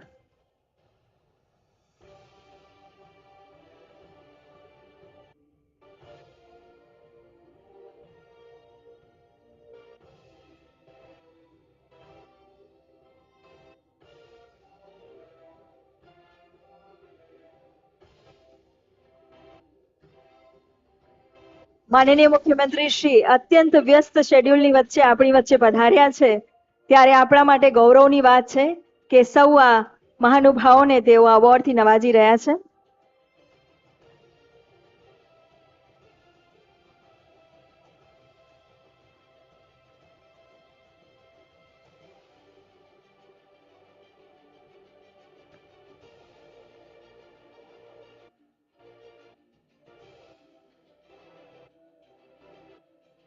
Shubham group of institutions education excellence award પ્રાપ્ત થાય છે. ત્યારબાદ ડિજિટલ સંદીપ એકેડેમીને best digital marketing institute in Gujarat તરીકેનો એવોર્ડ પ્રાપ્ત થઈ રહ્યો છે.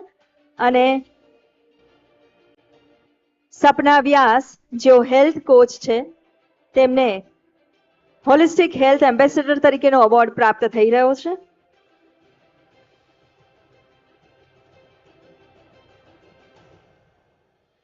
અને જમ્બો ટીએમએક્સ સ્પર્શ મિત્તલ અને શુભમ મિત્તલને આ એવોર્ડ પ્રાપ્ત મુખ્યમંત્રીશ્રીના વરદ હસ્તે થયો. એક ફોટોગ્રાફ માટે ફટાફટ આવી જાઓ. અને હાસ્ય કલાકાર જય છનિયારા પણ આપણી વચ્ચે ઉપસ્થિત છે. ગુજરાત અને ગુજરાતીઓને જેઓ પોતાની કલાથી હસાવી રહ્યા છે, તો તેમને પણ આજે મુખ્યમંત્રીશ્રીના હસ્તે સન્માનિત કરવામાં આવશે.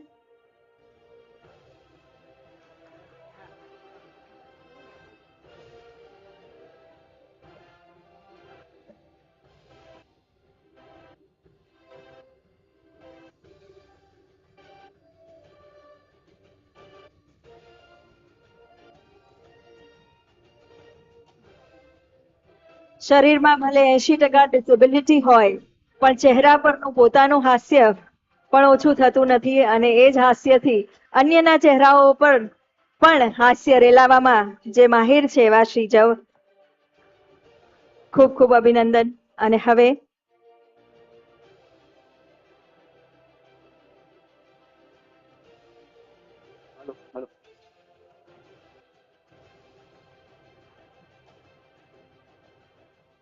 હેલો સરને ગુડ ઇવનિંગ એવરીબડી. માનનીય મુખ્યમંત્રી શ્રી ભૂપેન્દ્રભાઈ પટેલ સાહેબ અને એની આગેવાની નીચે અમે ખૂબ જ આનંદ અને જલસા કરી રહ્યા છીએ.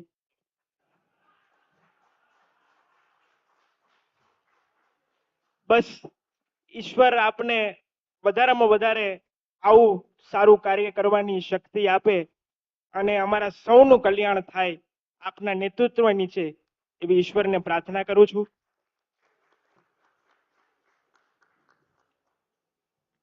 ગુજરાતી જાગરણ જેમ્સ ઓફ ગુજરાતનું આ સરસ મજાનું આયોજન અને માનનીય સાહેબના હસ્તે જ્યારે મને એવોર્ડ મળતો હોય મિત્રો, ત્યારે આ મારા માટે માત્ર એક એવોર્ડ નથી, પણ એક નવી ઉર્જા અને નવી શક્તિથી એક નવું કાર્ય કરવાનો મને આજના દિવસે એક રિવોર્ડ મળી રહ્યો છે.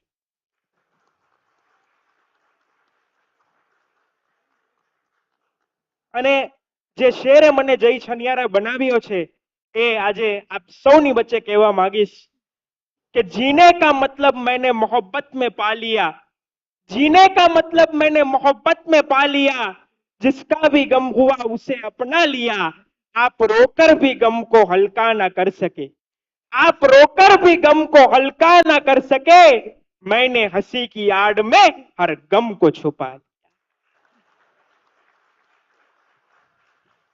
बस મંચ પર બિરાજમાન કોઈ પણ કલાકાર ક્યારેય મોટો હોતો નથી. મોટો છે મારો પ્રેક્ષક કે જે મારી વાતને પચાવી જાણે. અને વાત કરું, અમદાવાદ આવ્યો છું તો ત્યાંથી જ વાતની શરૂઆત કરું. મુંબઈ, સુરત, વડોદરા અને અમદાવાદ જુદા પડવા હોય ને તો કેવી રીતે પડાય ખબર?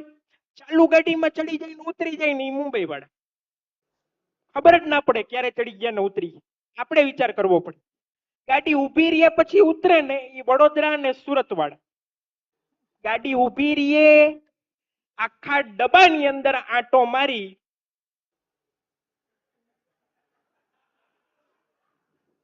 પછી ઉતરે ને અમદાવાદ વાળા.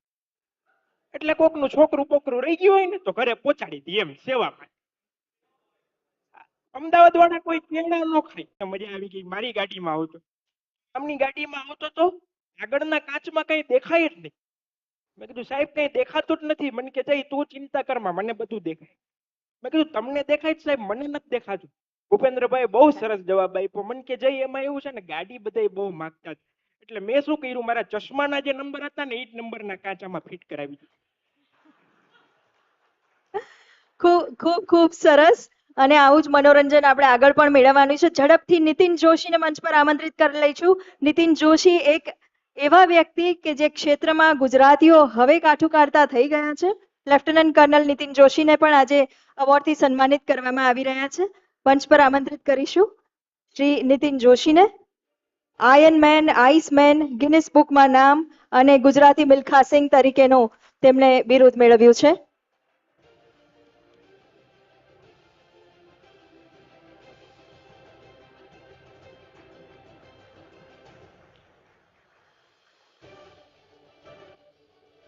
ખૂબ ખૂબ આભાર. અને હવે આપણે સૌ જેમને સાંભળવા ઉત્સુક છે, ગુજરાત રાજ્યના માનનીય મુખ્યમંત્રી શ્રી, ગુજરાતની ગતિ પ્રગતિ ઉન્નતિના માર્ગદર્શક મુખ્યમંત્રીશ્રીને આમંત્રિત કરીએ છીએ આપના માર્ગદર્શન માટે.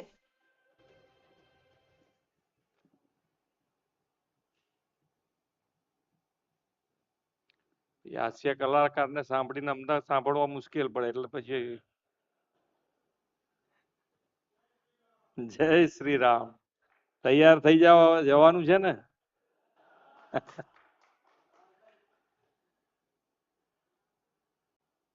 સપનાને જમીન ઉપર ઉતારી દીધા બધાયના. એવું નેતૃત્વ આપણને અત્યારે મળ્યું છે.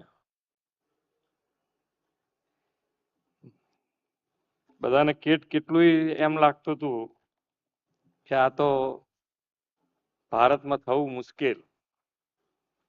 એ અત્યારે બધું જ આપણને અહીંયા ભારતમાં જોવા મળી રહ્યું છે.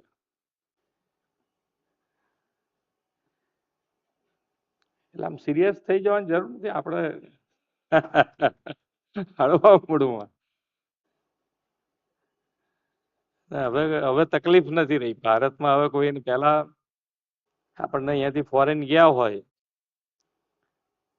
તો ફોરેન વાળાને અહીંયા પાછું એમ કેવું પડે કે ભાઈ તારે ભારત પાછું આવવાનું. આપણે એમ કહીએ કે ભાઈ તું રવા દે ને ભાઈ, ત્યાં સેટલ થયો તો હવે અહીંયા કઈ પાછા આવવાની જરૂર નથી. પણ અત્યારે ગર્વથી કહી શકીએ કે તારે પાછા આવો તો આવી જાય અહીંયા આગળ. હવે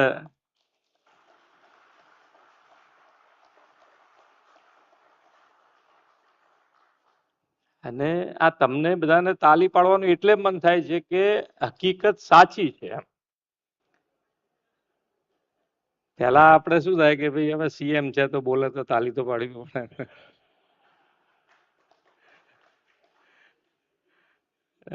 હકીકત એટલે આપણે બધા માટે નાની નાની વસ્તુઓ પણ આપણને બહુ જ અસર કરતી હતી કે ભાઈ એક ભારતીય તરીકે આપણું માન સન્માન ના જળવાય.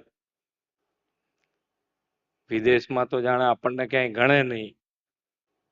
આજે ઇન્ડિયન પાસપોર્ટ લઈને ક્યાંય અહીંયા તો બધા બિઝનેસમેન બેઠા છે, બધાને ફરવાનું થતું જ હોય. તો આજે તમારા પાસપોર્ટની વેલ્યુ થઈ ગયા, એમ ચમક બદલાઈ જાય, જેને કહેવાય ને ચમક બદલાઈ જાય. આ ગૌરવ આપણને અપાયું છે આપણા વડાપ્રધાન શ્રી. એટલે એક ગુજરાતમાં ને ગુજરાતમાં આપણે રહ્યા હોય ત્યારે ગુજરાતની પણ વાઇબ્રન્ટની આપણે વાત કરીએ. અત્યારે વાઇબ્રન્ટ આપણે 10મી કડી કરવા જઈ રહ્યા છે. તો 10-20 વર્ષનો જે ગાળો છે કે ભાઈ કેવી રીતે કામ થાય, કે લોકોનું કામ કરવા માટે કેવા સ્કેલમાં વિચારીને કેવી રીતે કરવું, કે ભાઈ પાણીથી માંડીને, વીજળીથી માંડીને, રોડ રસ્તાથી માંડીને વેપાર, એના માટે ગ્લોબલ પ્લેટફોર્મ 2003માં વિચારવું એ કેટલી મોટી વાત છે. અને એ 2003માં વિચારીને અત્યારે તમને એમ લાગે આજે કે ના, એમણે જે વિચાર્યું હતું એ ખરેખર વ્યાજબી હતું ને આજે આપણે એનો ફળ આપણને મળી રહ્યા છે. બધા આપણે કહેતા હોય ઘણી વખત ભાઈ નોકરી નોકરી નોકરી એટલે આ એક જે પોલિટિકલ જયારે ઇલેક્શન હોય ત્યારે નોકરી માટે જે ચાલતું હોય છે બધાને એમ છે કે ભાઈ સરકારી નોકરી. સરકારી નોકરી ગમે તેટલી તમે વધારે કોઈ બી આપી દેશો તો કેટલી આપી દેશો? 3%થી વધીને કોઈક 4%, કોઈ 4% હશે તો 5% સુધી પહોંચાડશે. એનાથી કઈ વધારે ફેર નથી પડી જવા. પણ ખરેખર જો રોજગારી આપવી હશે, બધા માટે વિચારવું હોય, નાનામાં નાના માણસ માટે વિચારવું હોય, તો આ જ એક જે વાઇબ્રન્ટ સમિટ આપણે કરી રહ્યા છીએ કે ધંધા રોજગાર માટેનું પ્લેટફોર્મ તૈયાર કરવું. અને ધંધા રોજગાર આપણા ત્યાં એટલા બધા વધારે થયા. મેક ઇન ઇન્ડિયા કરીએ છીએ આપણે. મેક ઇન ઇન્ડિયા ભારતમાં આજે તમે જેણે નોકરી માટે જતા હતા એ લોકો અત્યારે આ સ્ટાર્ટઅપના હિસાબે પોતે નોકરી માટે શોધવા નીકળેલા માણસો આજે નોકરી આપતા થઈ ગયા. કેટલો મોટો ચેન્જ. એટલે આજે મારે તો અહીંયા આજે કોન્ક્લેવમાં આવવાનું થયું છે. અને દૈનિક જાગરણ 1 વર્ષ પહેલા મારા હાથે જ શરૂ થયેલી ગુજરાત.com વેબસાઇટના માધ્યમથી દૈનિક જાગરણે શરૂઆત કરેલી. આજે 1 વર્ષ પૂરું થયું છે. મારી દૈનિક જાગરણની બધી ટીમને ખૂબ ખૂબ શુભેચ્છાઓ. અને સાથે સાથે જેમ્સ ઓફ ગુજરાત એટલે કે ગુજરાતના જે શ્રેષ્ઠ અગ્રણીઓ છે એ લોકોને એવોર્ડ આપવાનું પણ વિચારી. એ બદલ પણ અભિનંદન કે ભાઈ આજે આવો વિચાર આવવો અને કરવું. કારણ કે કેટલાય એની અંદર તમારે પરિબળ હોય, તમારે શોધવા નીકળવાનું ખરેખર સાચું. કારણ કે ઘણા બધાને મેં અહીંયા મળવાનું થયું છે ને મારા હાથે એવોર્ડ બીજી વખત ત્રીજી વખત લેવા વાળા પણ છે. એટલે એમણે પણ એમનું જાળવી રાખ્યું છે. એનો પણ મને આનંદ છે.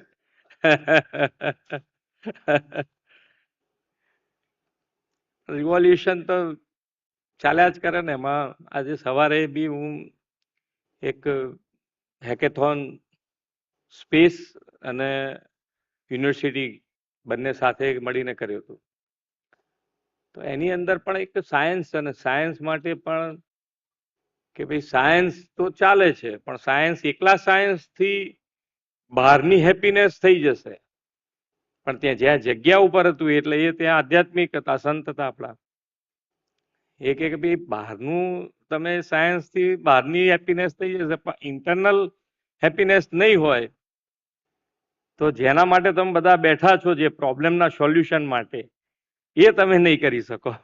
એટલે ઇન્ટરનલ બી એટલું જ જરૂર. એટલે આપણે બધાએ કહેતા આવ્યા છે કે ભાઈ ધર્મ સાથેનું વિજ્ઞાન હશે તો કામનું છે. એકલું વિજ્ઞાન ગમે ત્યારે એ વિનાશ તરફ ખેંચી જાય. પણ બંને સાથે હોય તો તમારે એ વિજ્ઞાન ખૂબ જરૂરી, ખૂબ ઉપયોગી થાય. એટલે દરેકે દરેક ક્ષેત્રે આપણે માન્ય નરેન્દ્રભાઈએ જે રીતે મજબૂત પાયો ગુજરાતમાં નાખ્યો છે તો અમે એટલું કહી શકીએ કે ભાઈ આજે ફાઇનાન્શિયલ કોવિડ પછી પણ સૌથી વધારે રોજગારી આપતું કોઈ સ્ટેટ હોય તો એ ગુજરાત છે. આજે નીતિ આયોગના માપદંડ પ્રમાણે નાણાકીય વ્યવસ્થાપનમાં પણ ગુજરાત નંબર 1 પોઝિશન ઉપર છે. એટલે ખૂબ સારી રીતે આપ સૌના સાથ અને સહકારથી આપણે આગળ વધવું છે અને આપણે આગળ વધીશું બધા સાથે મળીને. આજના જાગરણ ગ્રુપના CEO શ્રી ભરત ગુપ્તાજી, editor in chief Shri Rajesh Upadhyay, editor online Shri કમલેશભાઈ રઘુવંશી, CEO શ્રી ગૌરવકુમાર અરોરા, કાયદા નિષ્ણાત અમારા વડીલ મુરબ્બી સુધીરભાઈ નાણાવટીજી, ટીમ જાગરણના સૌ સદસ્યશ્રીઓ, આપ સૌ મને બોલાયો, મારી આગતા સ્વાગતા કરી. આપ સૌનો ખૂબ ખૂબ આભાર. ધન્યવાદ. ભારત માતા કી જય. વંદે માતરમ. જય જય ગરવી ગુજરાત. ખૂબ ખૂબ આભાર માનનીય મુખ્યમંત્રી શ્રી આપનો. આપના સબળ અને સક્ષમ નેતૃત્વમાં ગુજરાત અવિરત આગળ વધતું રહે, પ્રગતિના પથ કંડારતું રહે તેવી અભ્યર્થના. આ સાથે જ આજના આ એવોર્ડ સમારંભમાં આપની વિશેષ ઉપસ્થિતિ બદલ મુખ્યમંત્રીશ્રીનો ખૂબ ખૂબ આભાર માનીએ. ધન્યવાદ.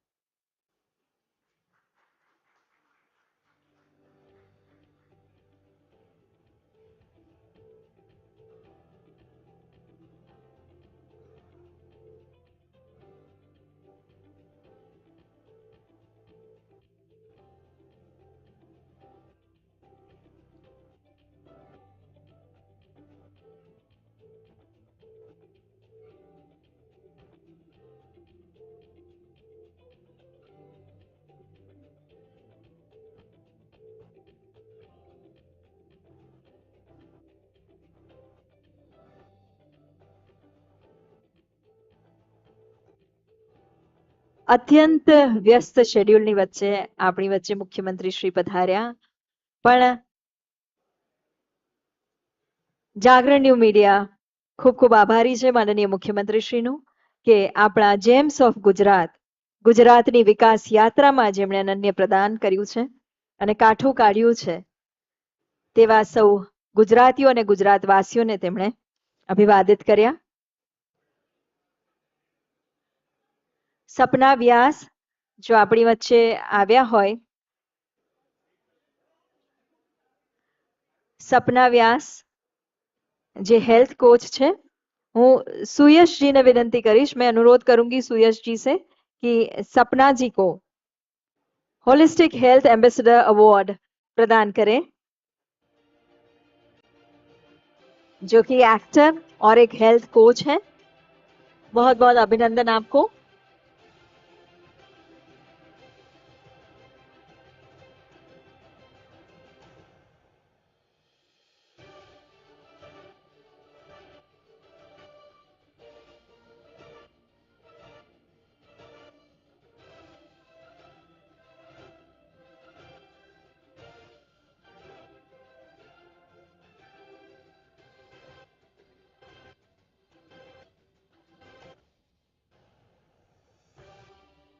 કોંગ્રેચ્યુલેશન્સ. અને હવે આ મંચ પર ઉપસ્થિત છે જય છનિયારાજી, જેમને આપણે સાંભળ્યા પણ જેમને આપણે સાંભળવાના પણ છે. India's youngest specially abled boy નો 7 વર્લ્ડ રેકોર્ડ તેઓ ધરાવે છે. શ્રી અબ્દુલ કલામ, સુશ્રી લતા મંગેશકર, સચિન તેંડુલકર જેવા મહાનુભાવોએ જેમની હિંમતને બિરદાવી છે, કલાને બિરદાવી છે. Tarak Mehta, Kapil Sharma, show laughter challenge જેવા નેશનલ સિરિયલ્સમાં તેમણે પરફોર્મ કર્યું છે. અને ખાસ વાત કે સેરેબ્રલ પાલ્સી કે મગજનો લકવો જેવી ગંભીર બીમારી હોવા છતાં, 80% ડિસેબિલિટી હોવા છતાં પણ આજે ક્યાં છે? એક ગુજરાતી તરીકે ગુજરાતને ગૌરવ અપાવે છે. પોતાના ચહેરા પર હંમેશા હાસ્ય હોય છે અને અન્યોના ચહેરા પર પણ હાસ્ય રેલાવે છે. તો ખૂબ ખૂબ તાળીઓથી આવકારીએ યંગ ડાયનેમિક શ્રી જય છનિયારા.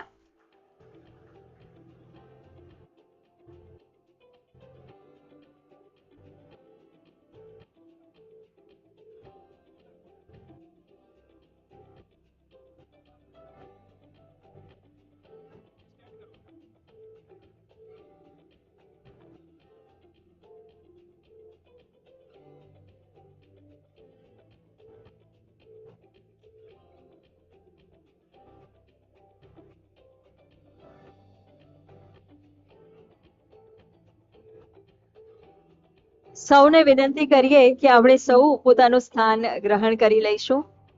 હમણાં જ તાજો તાજો નાસ્તો કર્યો છે, થોડું હાસ્યથી પણ પેટ ભરી લઈએ અને ત્યારબાદ આપણે ડિનર માટે પ્રસ્થાન કરીએ.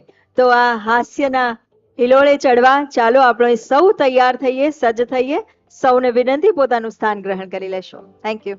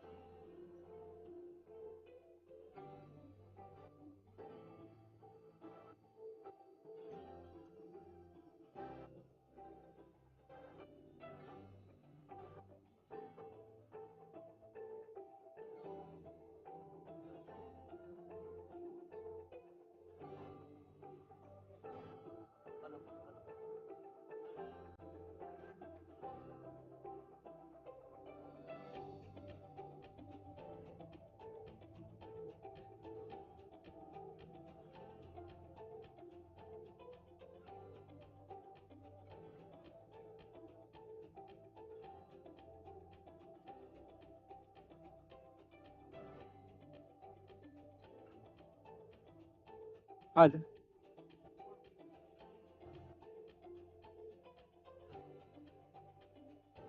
હાલો आवाज थोड़ा बढ़ा दीजिए भैया जी, मेरी कम निकल रही है। अच्छा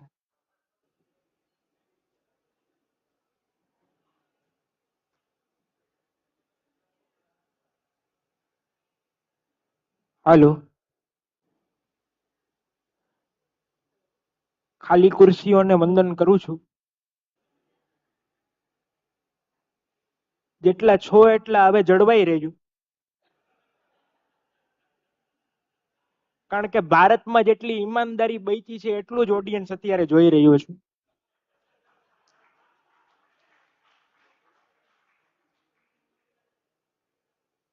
પણ વાતની શરૂઆત કરું પેલા એક વખત જેટલી તાલી તમે હમણાં પડી ને એટલી તાલી તો હું રાજકોટમાં મારા પાડોશમાં પડાવી લઉં. એક વખત જોરદાર તાલીથી મને વધાવો એટલે મને એમ લાગે કે ગુજરાત જાગરણમાં આવ્યો છું.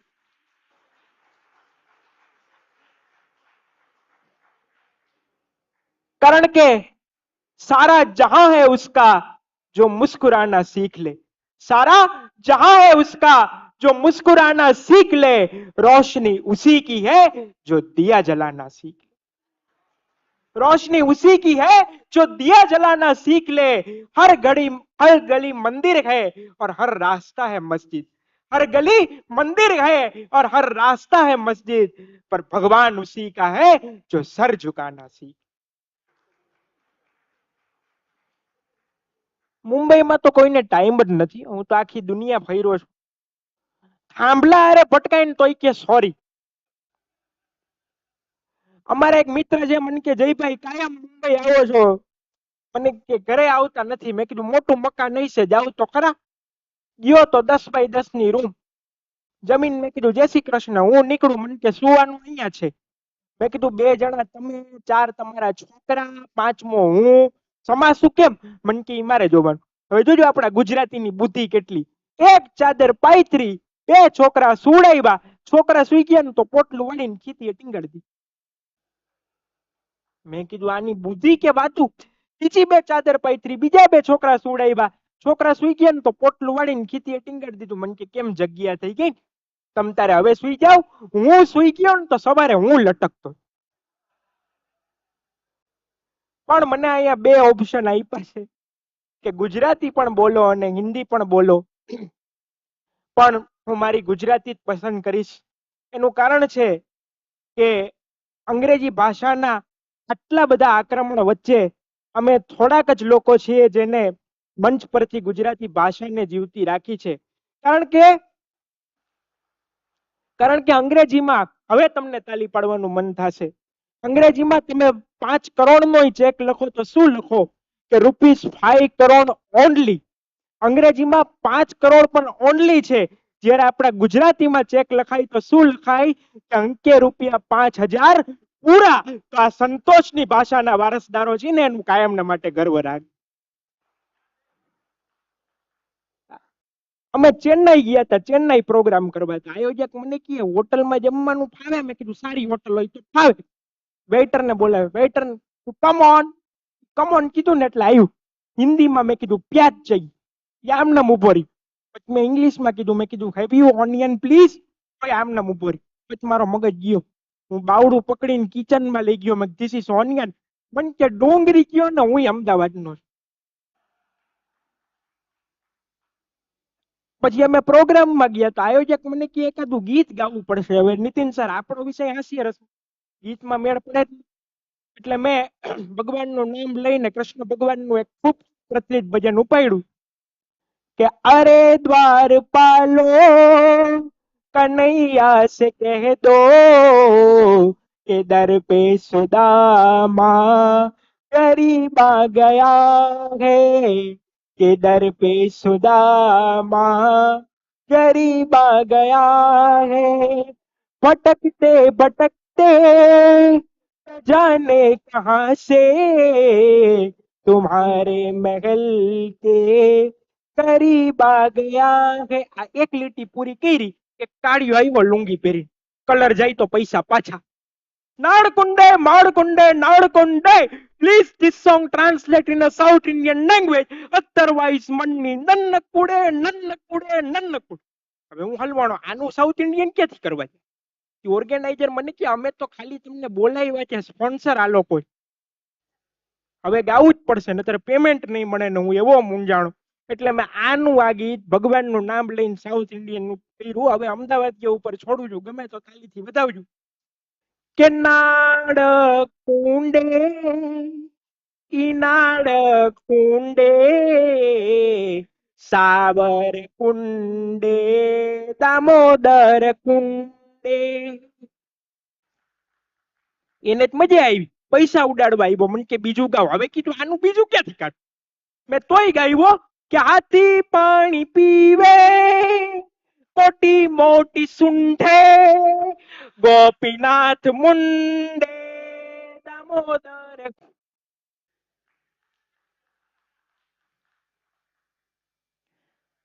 પણ આજે આટલા બધા બહારના લોકો અહીંયા બેઠા છે, મને એક બહુ સરસ વાત યાદ આવે. નેપોલિયન બોનાન્ઝાનો જ્યારે ઇન્ટરવ્યુ હતો, ત્યારે ઇન્ટરવ્યુમાં એને કીધું હતું કે બંદૂકની નીકળતી એક ગોળી અથવા તલવારની એક ધાર કરતાંય મને એક અખબારનો ડર સૌથી વધુ લાગે છે. કારણ કે અખબાર એ સમાજનો એક ખૂબ મોટો અવાજ છે. અને આવું સુંદર કામ જ્યારે દૈનિક જાગરણ કરી રહ્યું હોય, કે મારા જેવા સામાન્ય વ્યક્તિને છેટ રાજકોટથી બોલાવી અને આવડું મોટું મંચ આપ્યું, આવડું મોટું માન સન્માન આપ્યું, એ બદલ હું ગુજરાતી જાગરણનું ખૂબ ખૂબ આભારી છું. એક વખત જાગરણ ગ્રુપ માટે જોરદાર તાલીઓ. પણ અમે તો છાપામાંથી એ જોક્સ લઈ. તમે જોજો, સવારના પોરમાં તમે છાપું ખોલો, ડાબા પાના ઉપર જુઓ, હંમેશા એવો નિયમ છે કે કોઈ ગુજરી જાય એટલે એનો ફોટો આપ્યો હોય અને ઉપર લખ્યું હોય ફૂલ ગયું અને ફોરમ રહી. હવે 5-10 વર્ષનું બાળક ગુજરી જાય ત્યાં સુધી તો ફૂલે બરાબર છે, ફોરમ બરાબર, પણ મોઢામાં ફર્નિચર ન હોય. 80 વર્ષના જડબા બેસી ગયા હોય, એવા માણસોના ફોટા હોય, એની ઉપર લખ્યું હોય ફૂલ ગયું ને ફોરમ રહી. હવે એમાં ફૂલ હોય, એમાં ફોરમ હોય, એમાં કાંઈ ન હોય. ત્યાં તો ખાલી એટલું જ લખાય, ઝાડ ગયું ને જગા થઈ. 2-4 તાલી બદલ ધન્યવાદ. મારા એક મિત્ર છે અમદાવાદમાં, એને છાપામાં લેખ લખ્યો, વહેલા ઉઠવાથી ફાયદા થાય, વહેલા ઉઠવા એટલું શરીર સારું રહે, હેલ્થ કોન્શિયસ રહે. સવારે 11 વાગે હું ભાઈને અભિનંદન દેવા ગયો, ભાઈ પોતે બ્રશ કરતા. મેં કીધું આ તમે લેખ લખ્યો છે વહેલા ઉઠવાના ફાયદા, મને કે લખવામાં જ રાત્રે સુવા મોડું થઈ.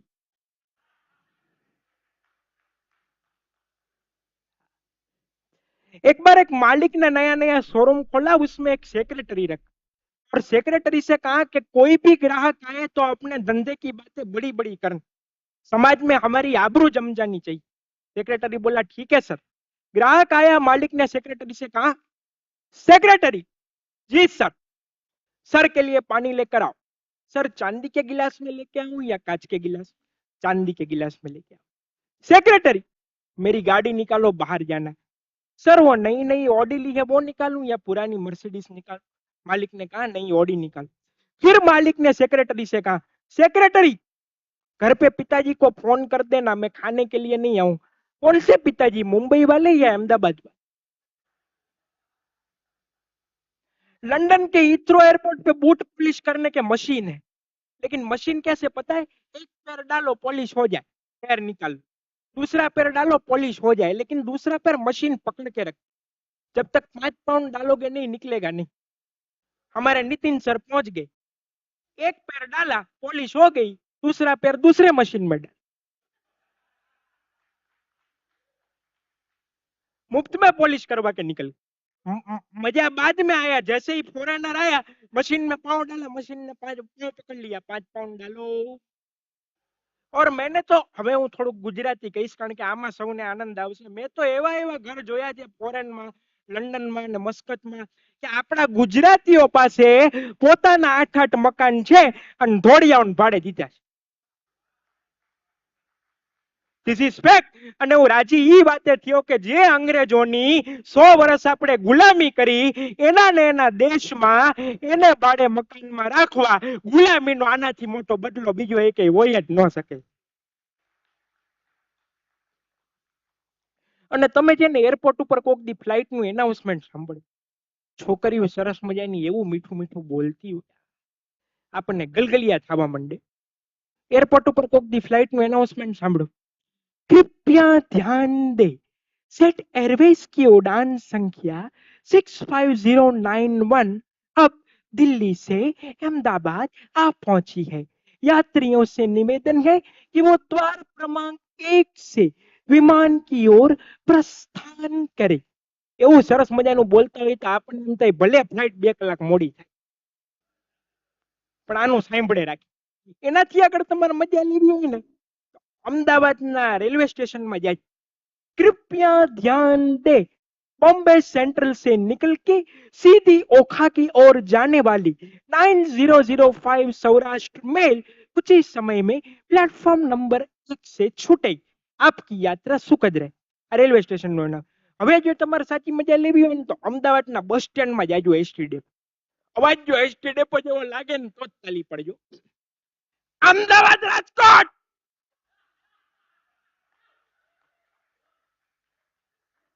અમદાવાદ રાજકોટ વાયા લીંબડી ચોટીલા સાજી હશે તો ઉપડશે. ભરતભાઈ ડ્રાઈવર, જલ્દી તમારી બસ પાસે પહોંચો, કોક લાઈન નીકળે છે. ખૂબ ખૂબ ધન્યવાદ. વાતો તો ઘણી બધી છે પણ સમયની ખૂબ મર્યાદા છે. કારણ કે સમયને જો ક્યારેક આપણે સાચવી લેશું ને તો સમય ક્યારેક આપણને સાચવી લેશે. जाता जाता मात्र एटलू ज कहीश कि रास्ता ऐसा तय हो गया है कि पर्वत को भी मुझसे भय हो गया. रास्ता ऐसा तय हो गया है कि पर्वत को भी मुझसे भय हो गया है. मुश्किलों ने बहुत राह रोकी पर मंजिल का सफर तय हो गया है. जिन हाथों में पैदा होते ही लिखा गया था पराजय, वही पराजय आज किस किस कर जय हो गया. फरीथी गुजराती जागरण તેમની સમગ્ર ટીમ નો ખૂબ ખૂબ આભાર. મને યાદ કર્યો. ગુડ નાઇટ, શુભરાત્રી, શબ્બા ખેર, સાયોનારા, અસ્તલા વિસ્તા, ટાટા, બિરલા બિરલા બિરલા.